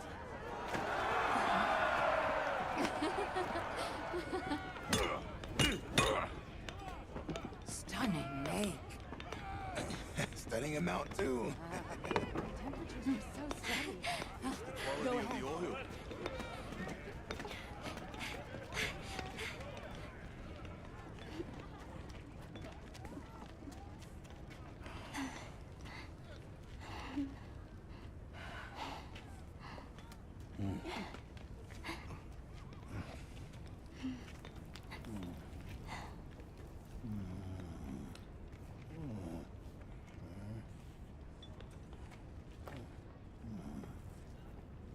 You did well.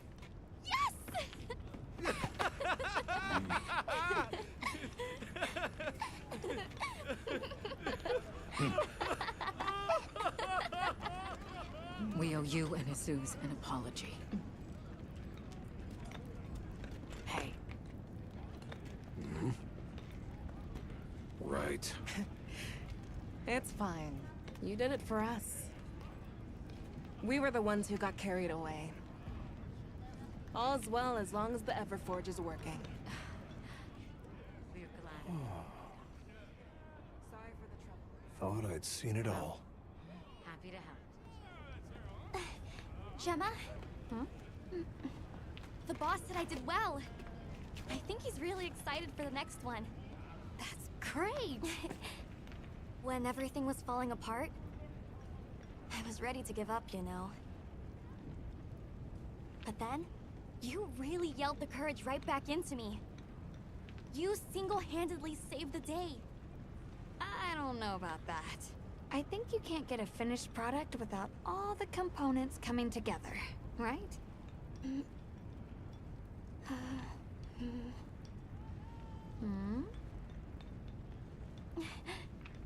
Yeah.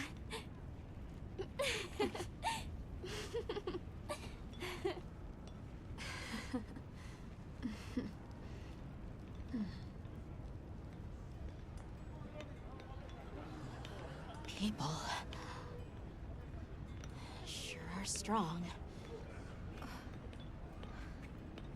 Plenty is here!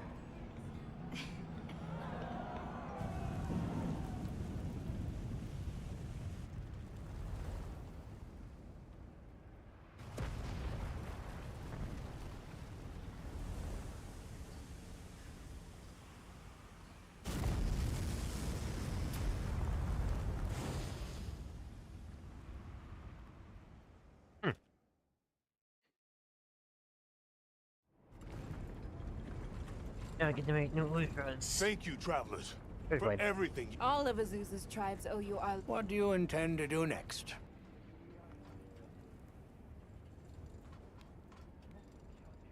Chief Yabron, you mentioned hearing stories about the Black Flame when you were a boy. Yes. I pored over some old tomes and finally found what I believe might be its name. It is called New Udra. The apex predator of this region. We'll begin by returning to the Plains base camp.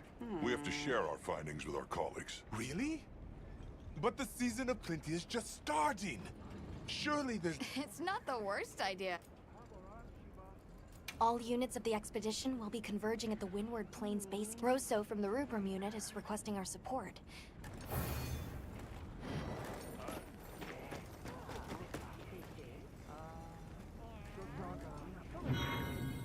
I could help you out if I had some better gear.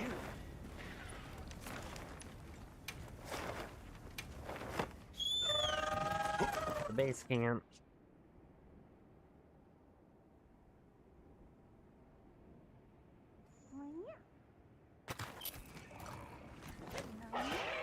Wow, you sure got here fast.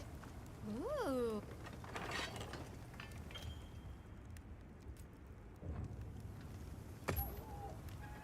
Hey. Yeah, Yep. see the Rock City. What are we making today? And I have enough, and it's got weapon too, level 2. And morph attack power. Okay. Look good? Perfection. I don't care about the negative 15% infinity. That's not really all that bad. I mean, that's got 576, that's 612.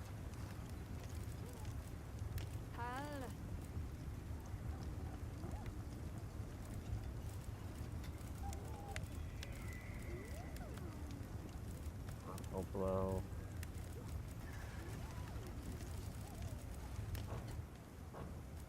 Got something in mind? How was this on roof? Resentment and speed eating. Heartbreaker.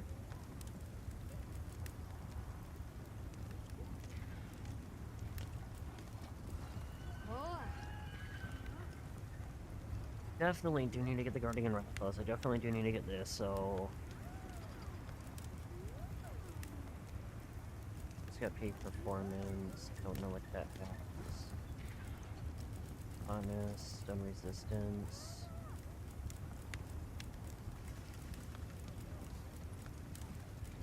Push. Evade window.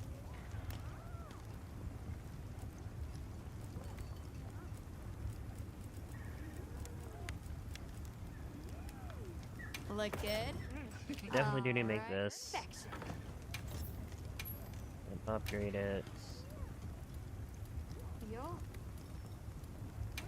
I'm ready to work.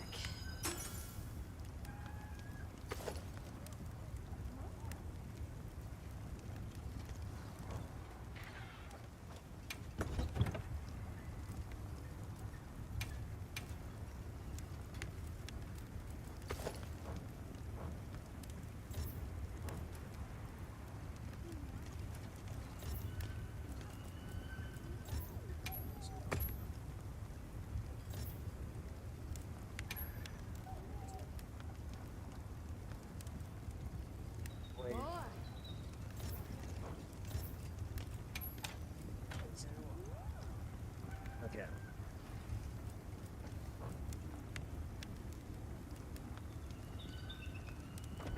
Come back anytime.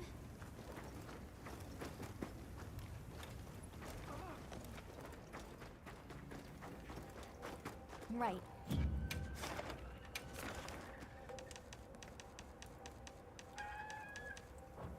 I'm happy to help anytime. Alright. I gotta go finish up the drive-by real quick. So I should be back momentarily.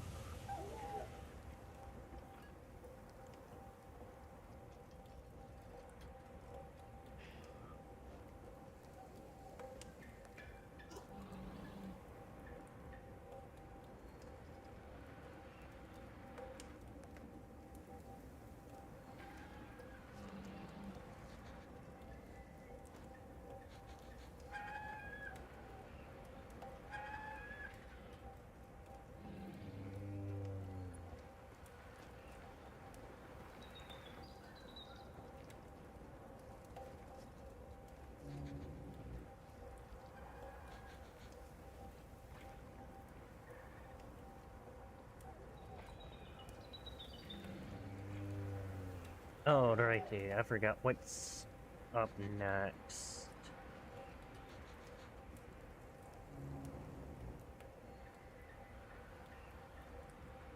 So it was just New Udra.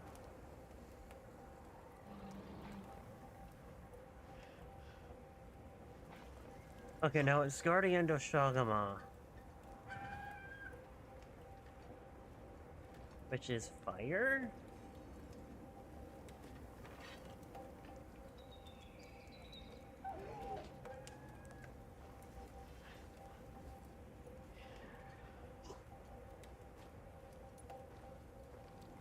Oh no, it's ice.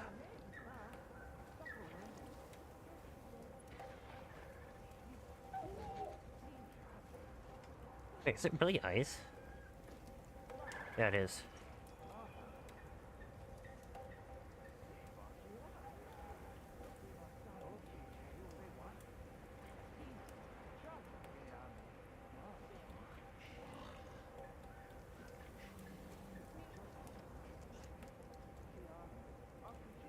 Good.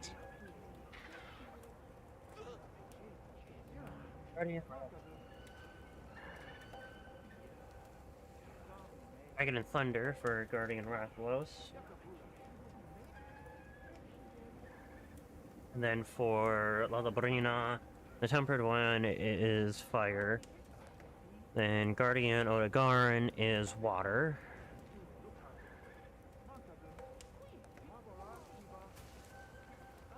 Then Arcvel is really any element.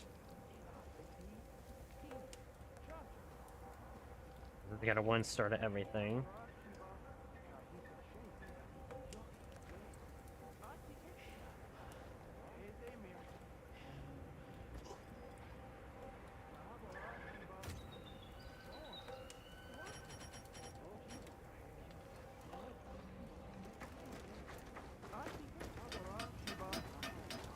Hey!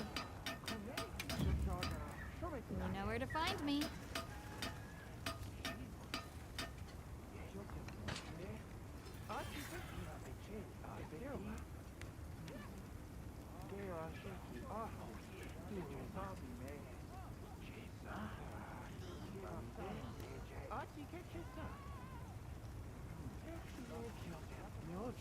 Sure. What are we making today? Yaha.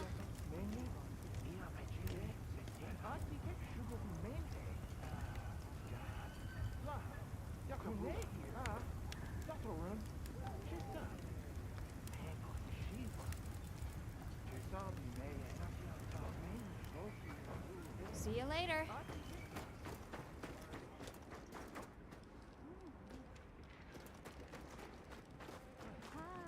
There you are. I wish to discuss our next move. Do you have a moment? This way.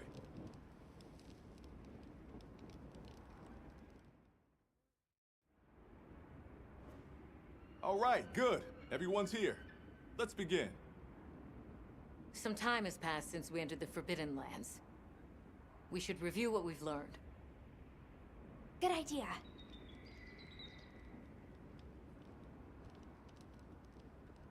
The weather follows a pattern of seasons.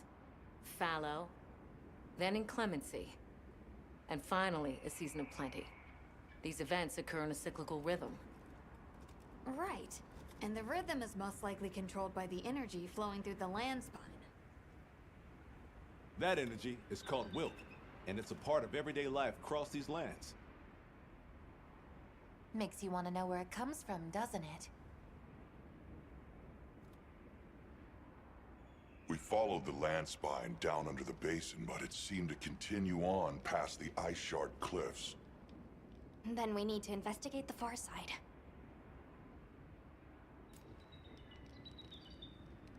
The White Wraith appeared during the downpour and the sand tide. Which lends strong evidence that it's feeding on the elemental energy those inclemencies produce. But isn't it strange, then, that it didn't appear during the fire spring? Indeed. Why didn't it? Perhaps it already has all the elemental energy it needs? Seeing as there have been no further sightings, it'll be hell picking up its trail again. I suggest our unit looks for a way to pass beyond the Ice Shard cliffs. Then I have good news for you. Remember the thick ice blocking the passageway? I have confirmation that the black flame seems to have melted it away. The path that leads to my village? That is fortunate. You can investigate the land spine and the keepers. 2 birds with 1 stone. Then that's our objective. Astrum unit will set up a base camp at the Ice Shard Cliffs to further our research. Now we all know what to do. Let's get to it!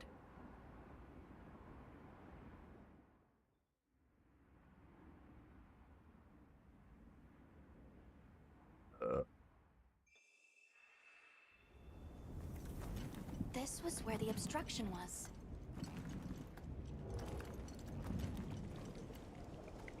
Look! I can finally go home. This way, everyone!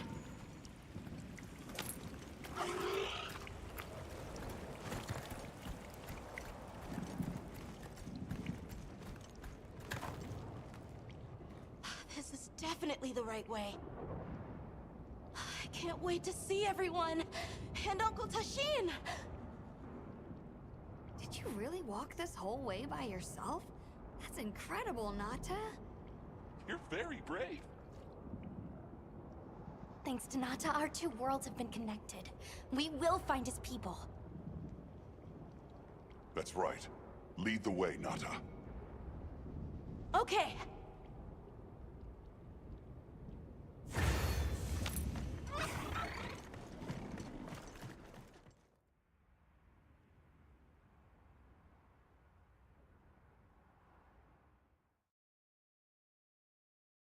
It's completely different here.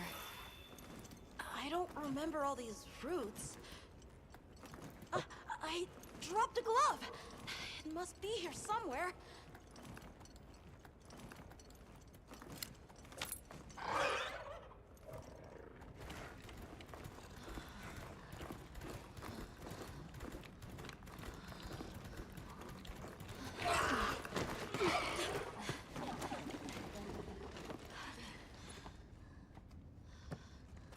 There it is. Found it!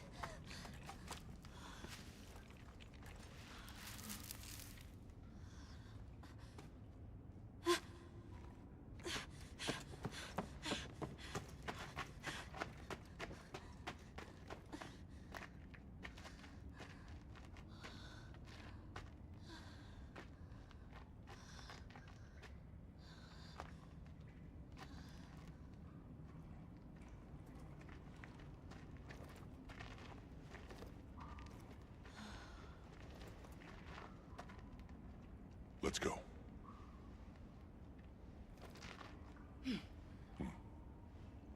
That's the way to the village.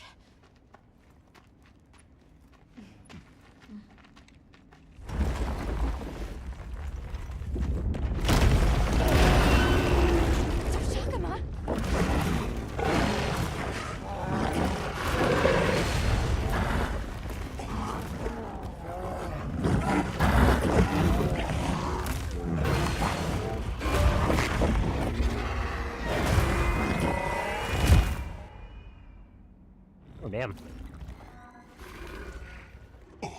Run! Something's wrong!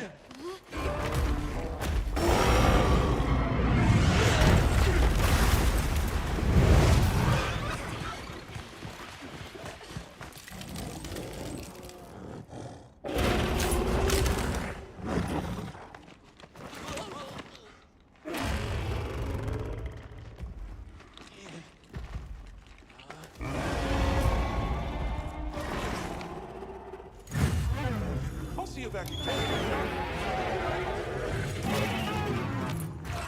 Engaging the target. Crystals form in the pools of milk. Did its attack create them?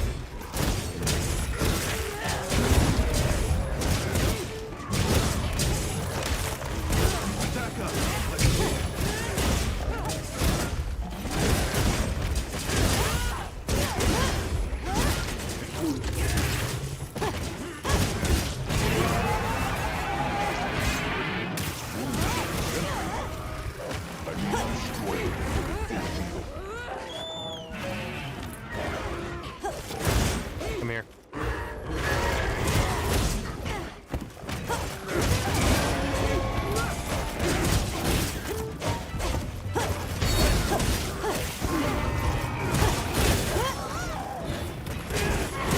Give me that head, boy. Something's leaking from its wound. That's the place to attack.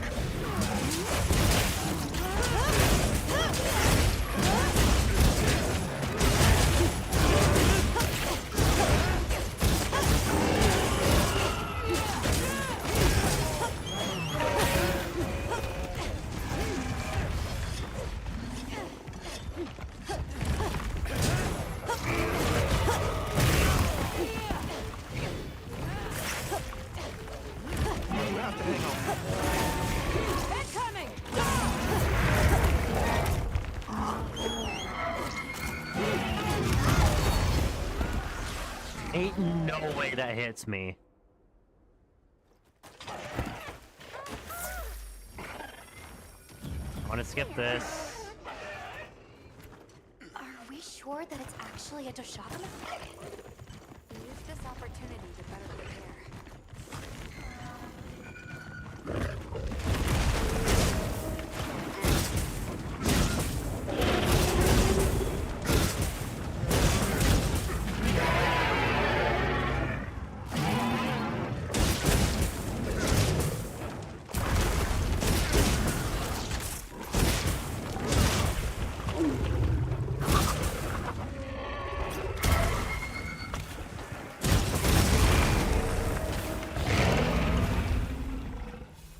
Okay.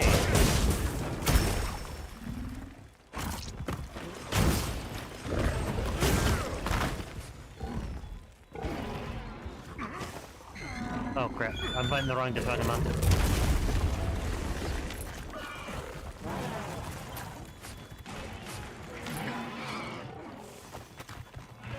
Still in one piece? Tough it out.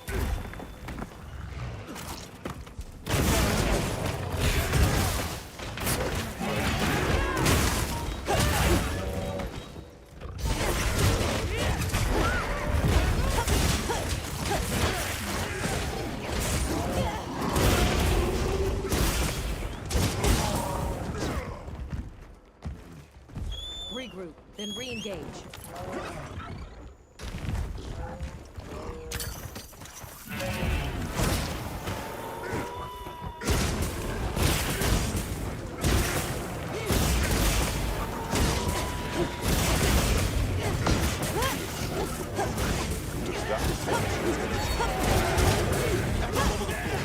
Make good use of it.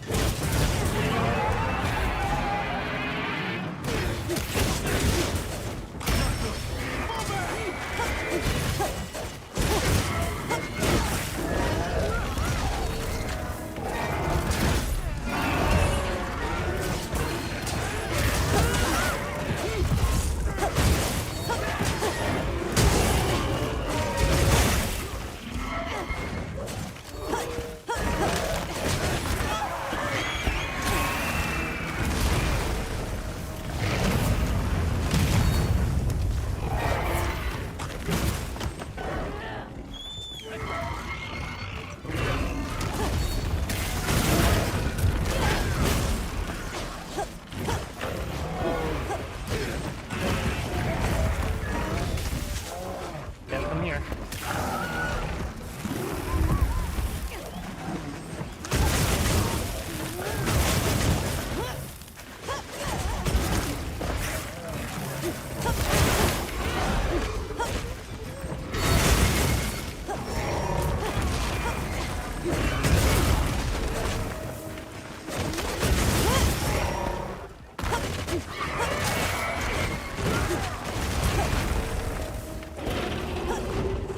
Don't around so much.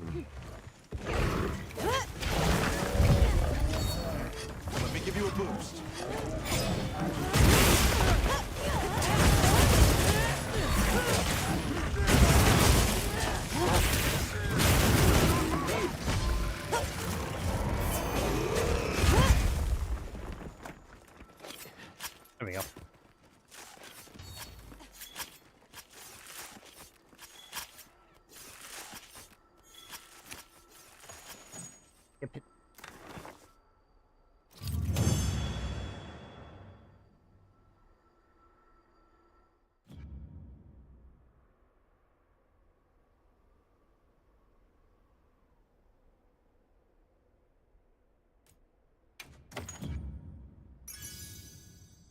What do I get?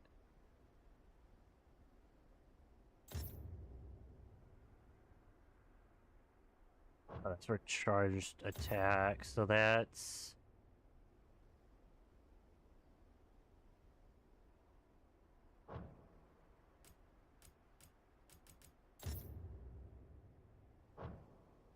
Reasons. Okay. Let's go find the others. I don't know what got into that thing.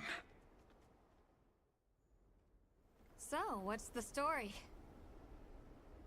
It's definitely a Deshagama, but at the same time, it might not be. It seems to lack reproductive organs, and its stomach and esophagus have atrophied. Earlier, it seemed like it was absorbing energy. Almost as if it was trying to replenish its power. Hold on. Doesn't that sort of remind you of the White Wraith? It's all speculation, but right now we shouldn't be out here in the open. Let's continue on to the village.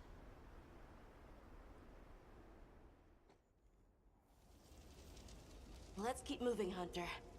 I'll be here when you're ready. Should we take a break? Good idea. Got a sec? I got something for you. A little gathering goes a long way. Yep. What are we making today?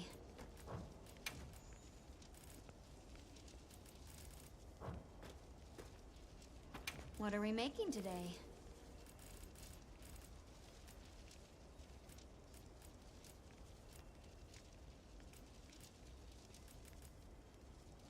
I think for now...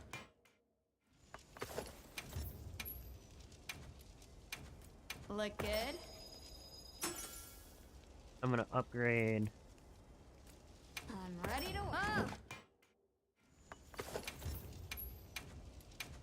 I'm ready to work.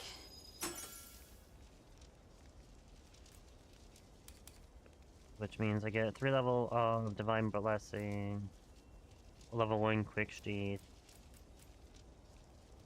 I don't need that.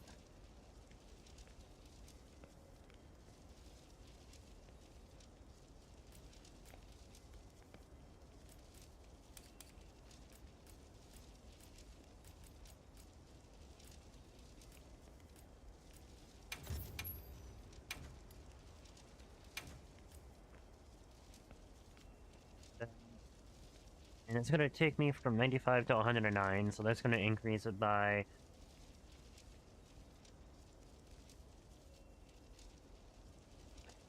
$14? Yeah, 14. What are we making today?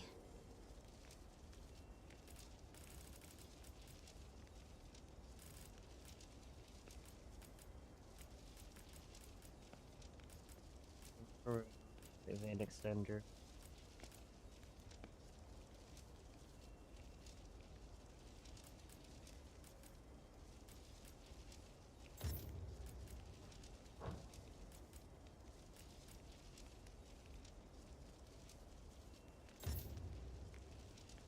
Guess we fight La Brina?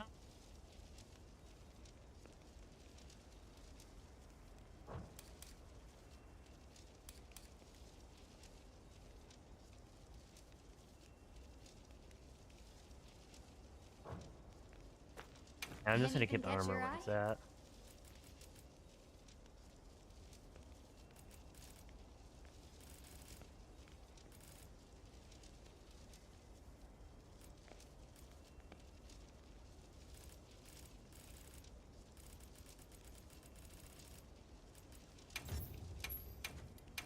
Look good? Upgrade this.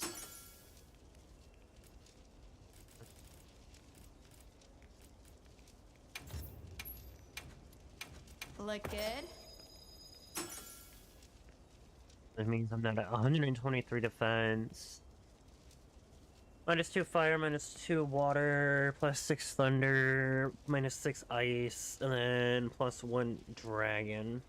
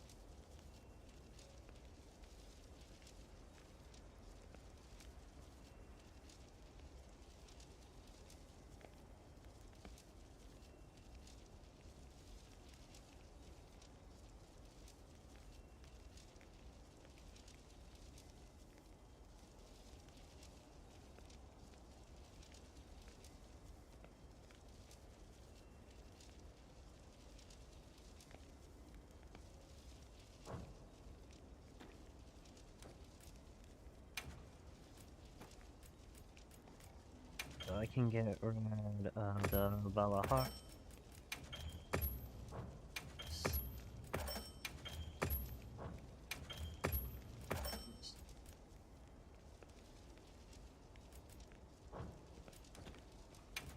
What are we making today?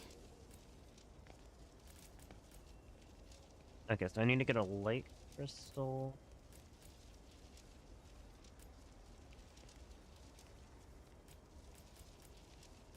I already got that, so I can get the wooden guard one.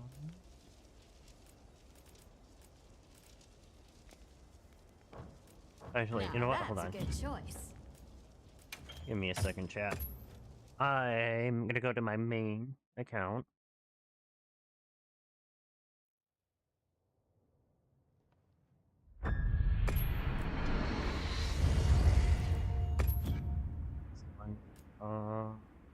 Do.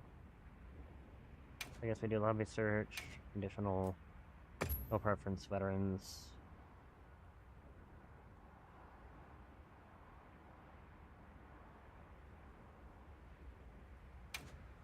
Okay.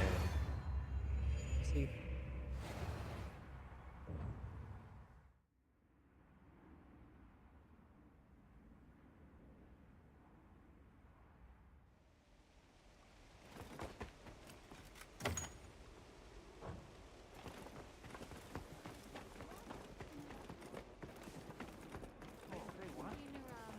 Come on over. To upgrade weapons, charge You have any blade. requests?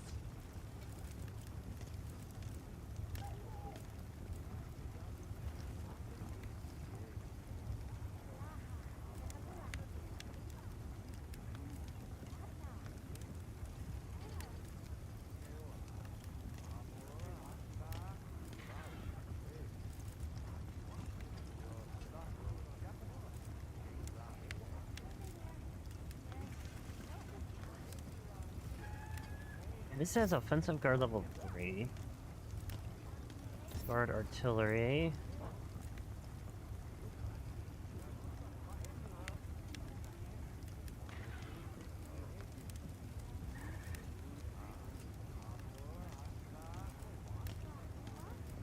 Cthulhu has 864 attack.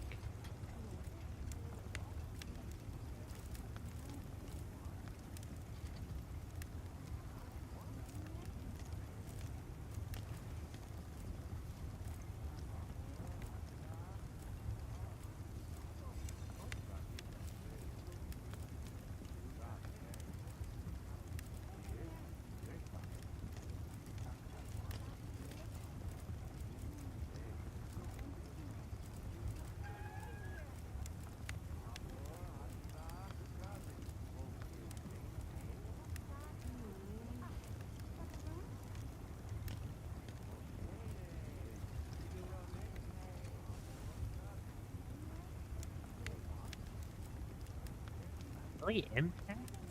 Even though it's an element?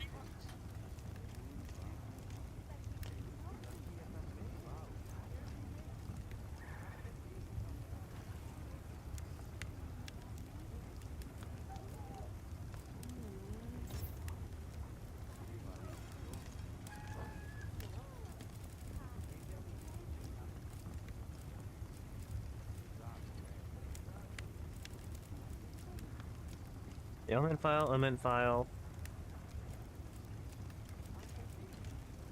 Element file. That's an impact file. And so is this.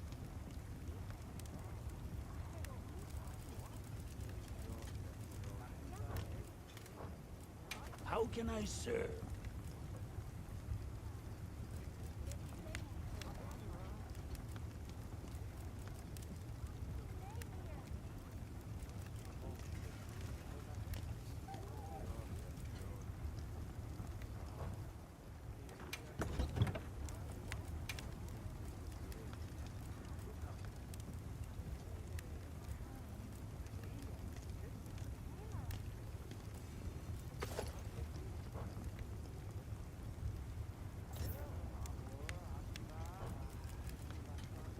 Okay, so this is my regular tank build.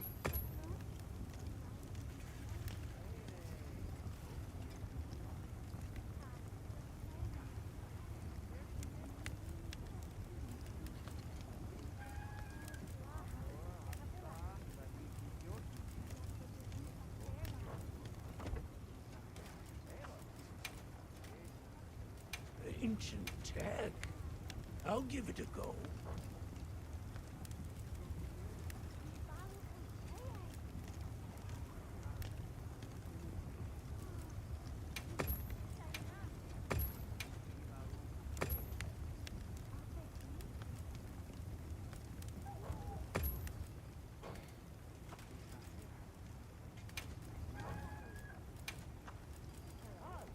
Oh yeah, that's right. For the gun lance, I need to start...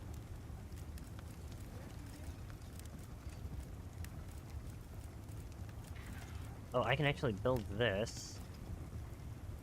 Get the Inferno Sax, and then get the Flame Gem.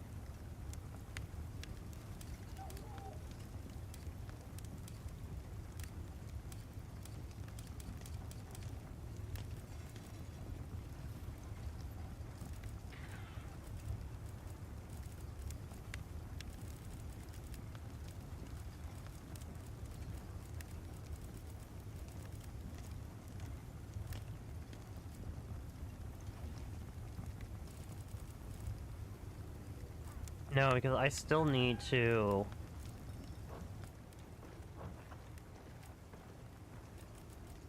I guess a 4-inch in weapons. I'll give it a go. Oh, I don't have any water blades. Ah, leaving already?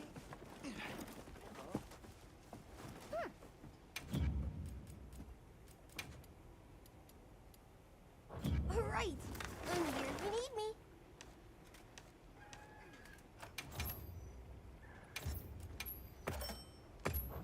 Is that an investigation? Go. 2, 4, 6, 8, 10, 12, 14, 16, 18. Save that as an investigation too.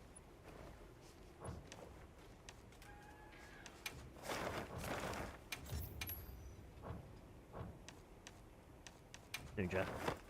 Here we go.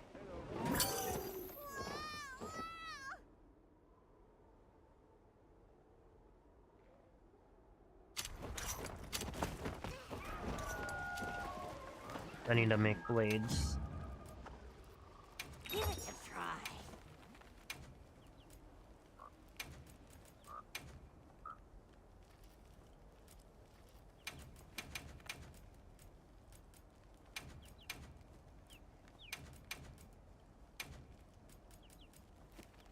Anything.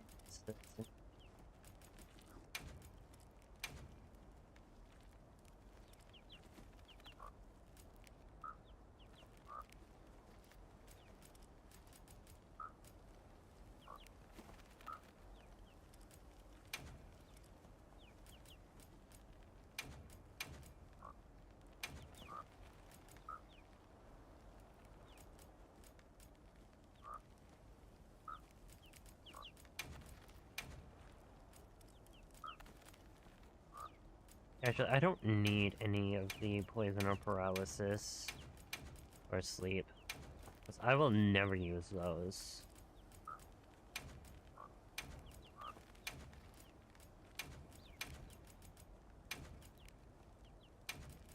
Blast. Fire, thunder, ice, poison, sleep. Blast. Poison. Sleep. Blast. There you are.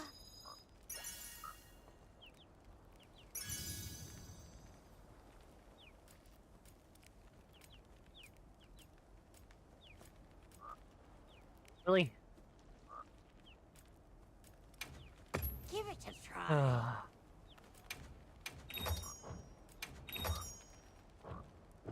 Give it a try. Take care.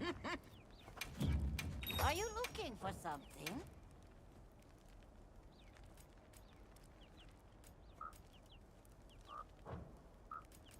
Don't be a stranger. Because Comic Trees' only weakness is water. Everything else is like neutral.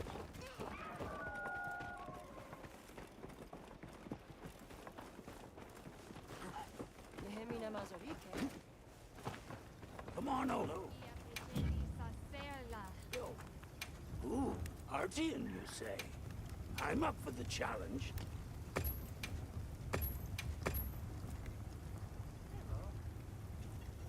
Can I proceed?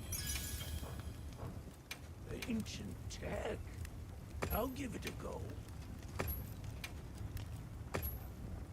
Should I begin?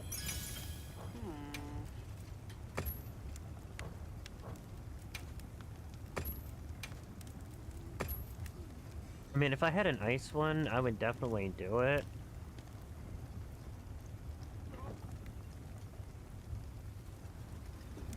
Ugh. You can leave this to me.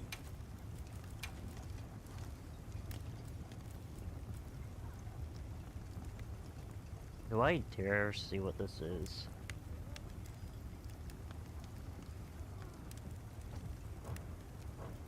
Actually, Another before I do, satisfied customer. save.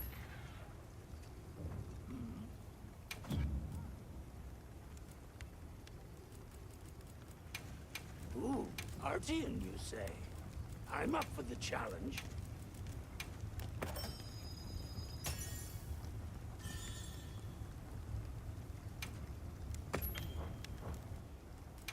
Ancient tech. I'll give it a go. You can leave this to me. Should I begin?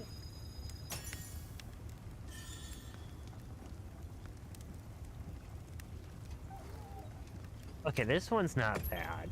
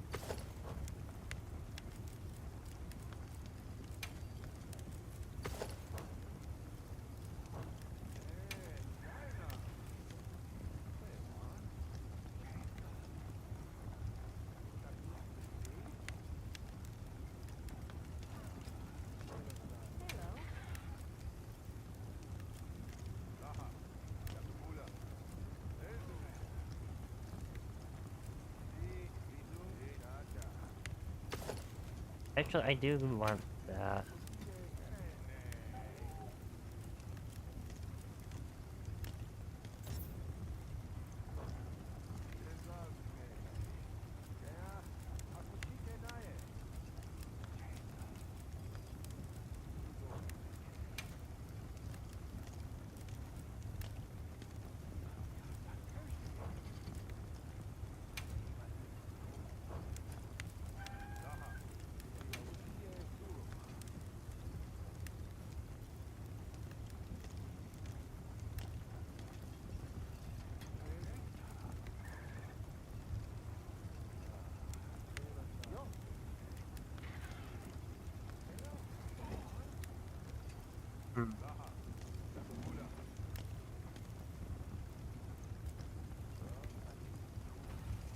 That's Charge Master.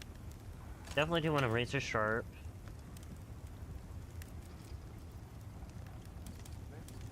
Do I do a critical eye? I don't think so.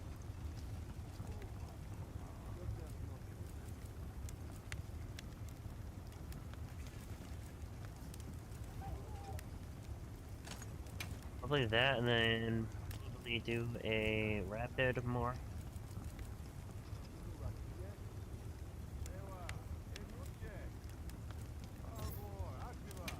Let's go.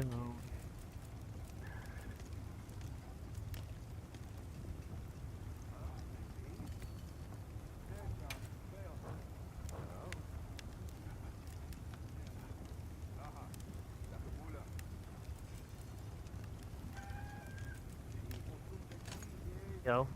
Here's that, and then...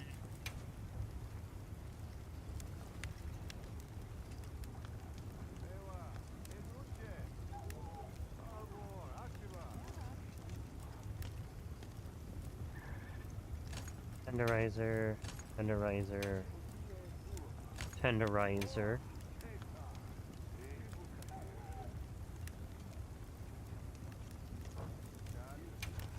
And then...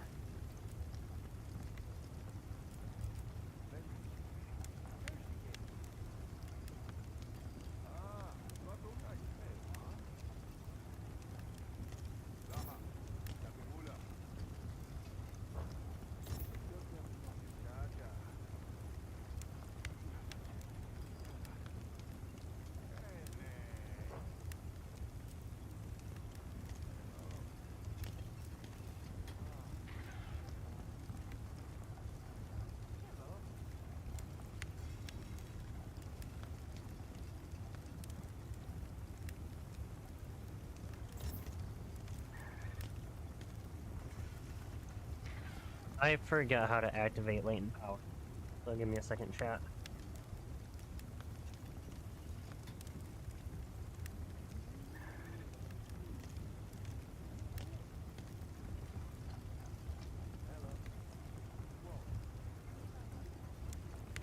Latent.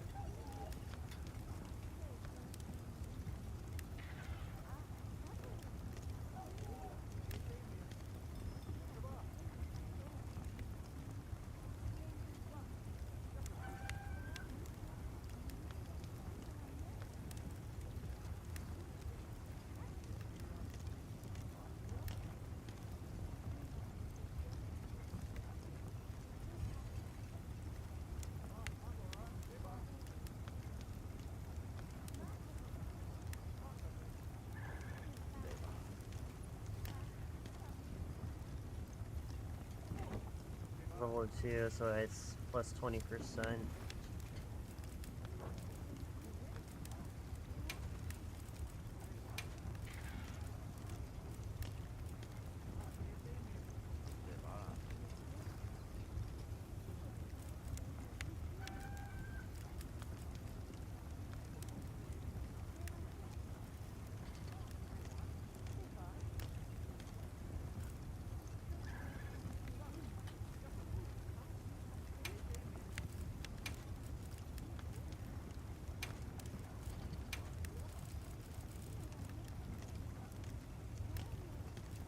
And then next one.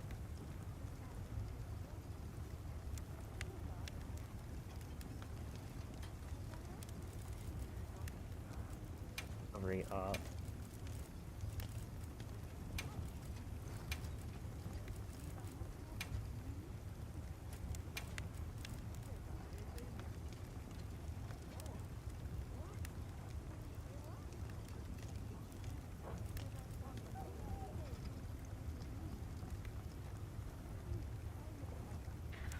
The only reason why I'm not running the antivirus right now is because I need to farm with New Udra.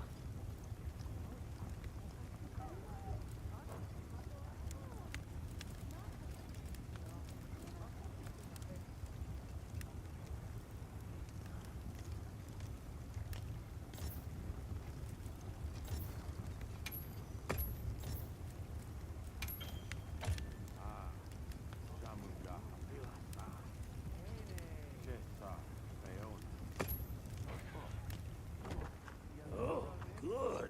Very good. Okay. Optional. So I need to fight Latrice.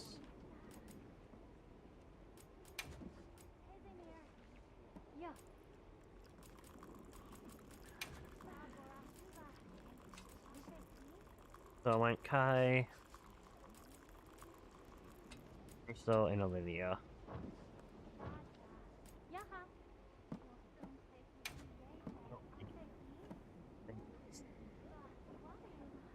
This is gonna be a quick hunt.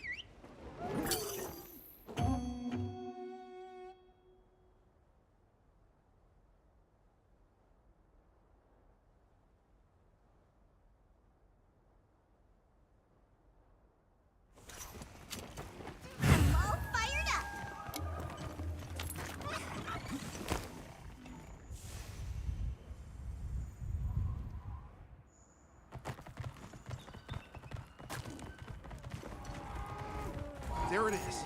Ready whenever you are. That's our cue!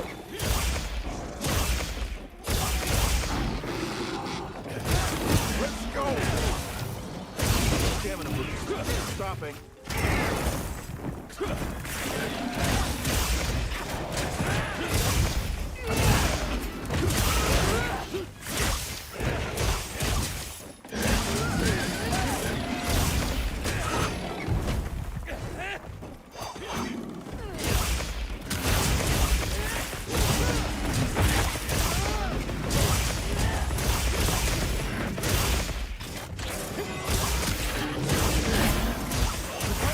Nicely done.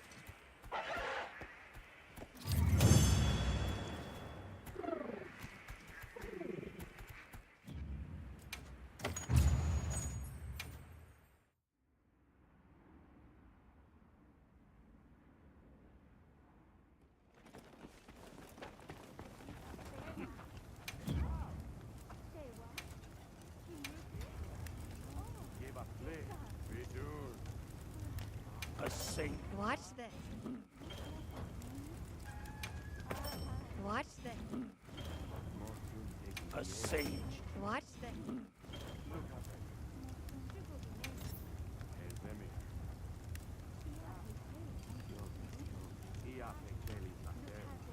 Should I begin?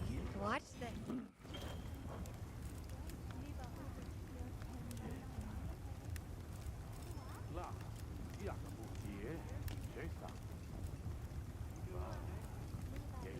Okay, so now I need to get Infernal Sacs, which is from Comitrice, Nu'udra.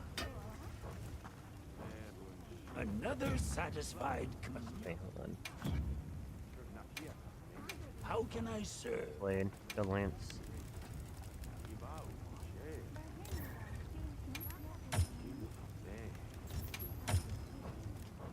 Ah, leaving already?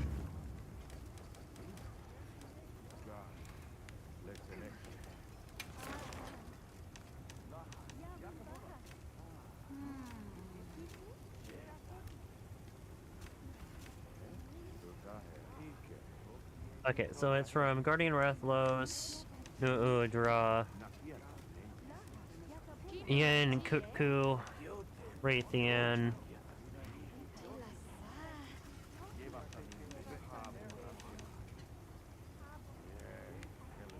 Oh, he doesn't give it. Okay.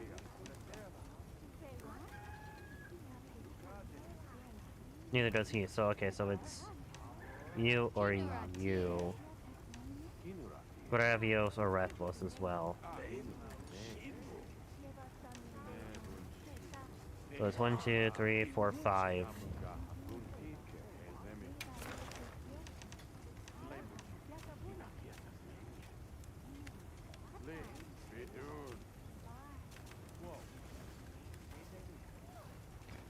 Dragon. Water.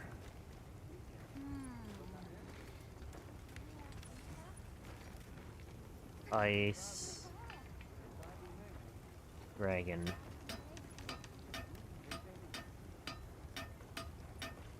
And dragon.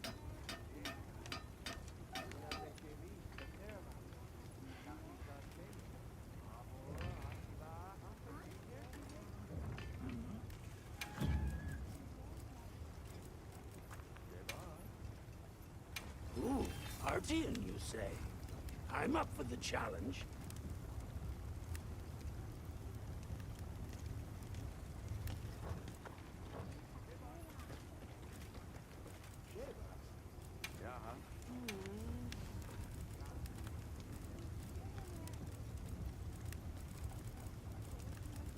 Okay, so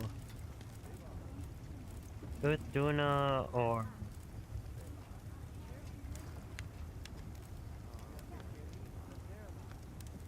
Should I I begin? could make that.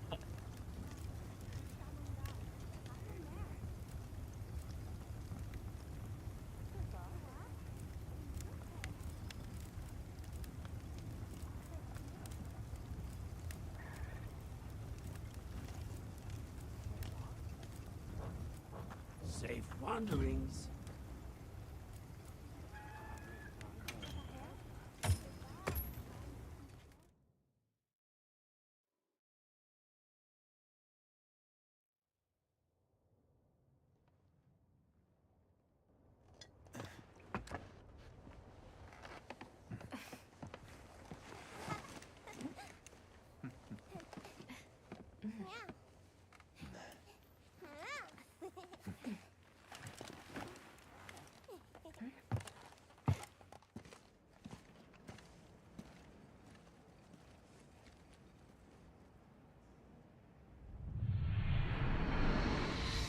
You're fucking kidding me, Respawn.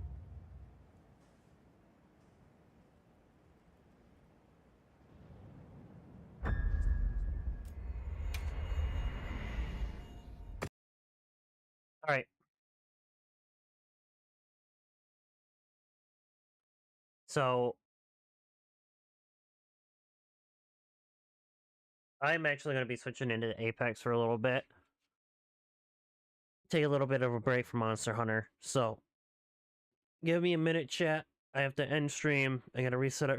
We gotta reset everything.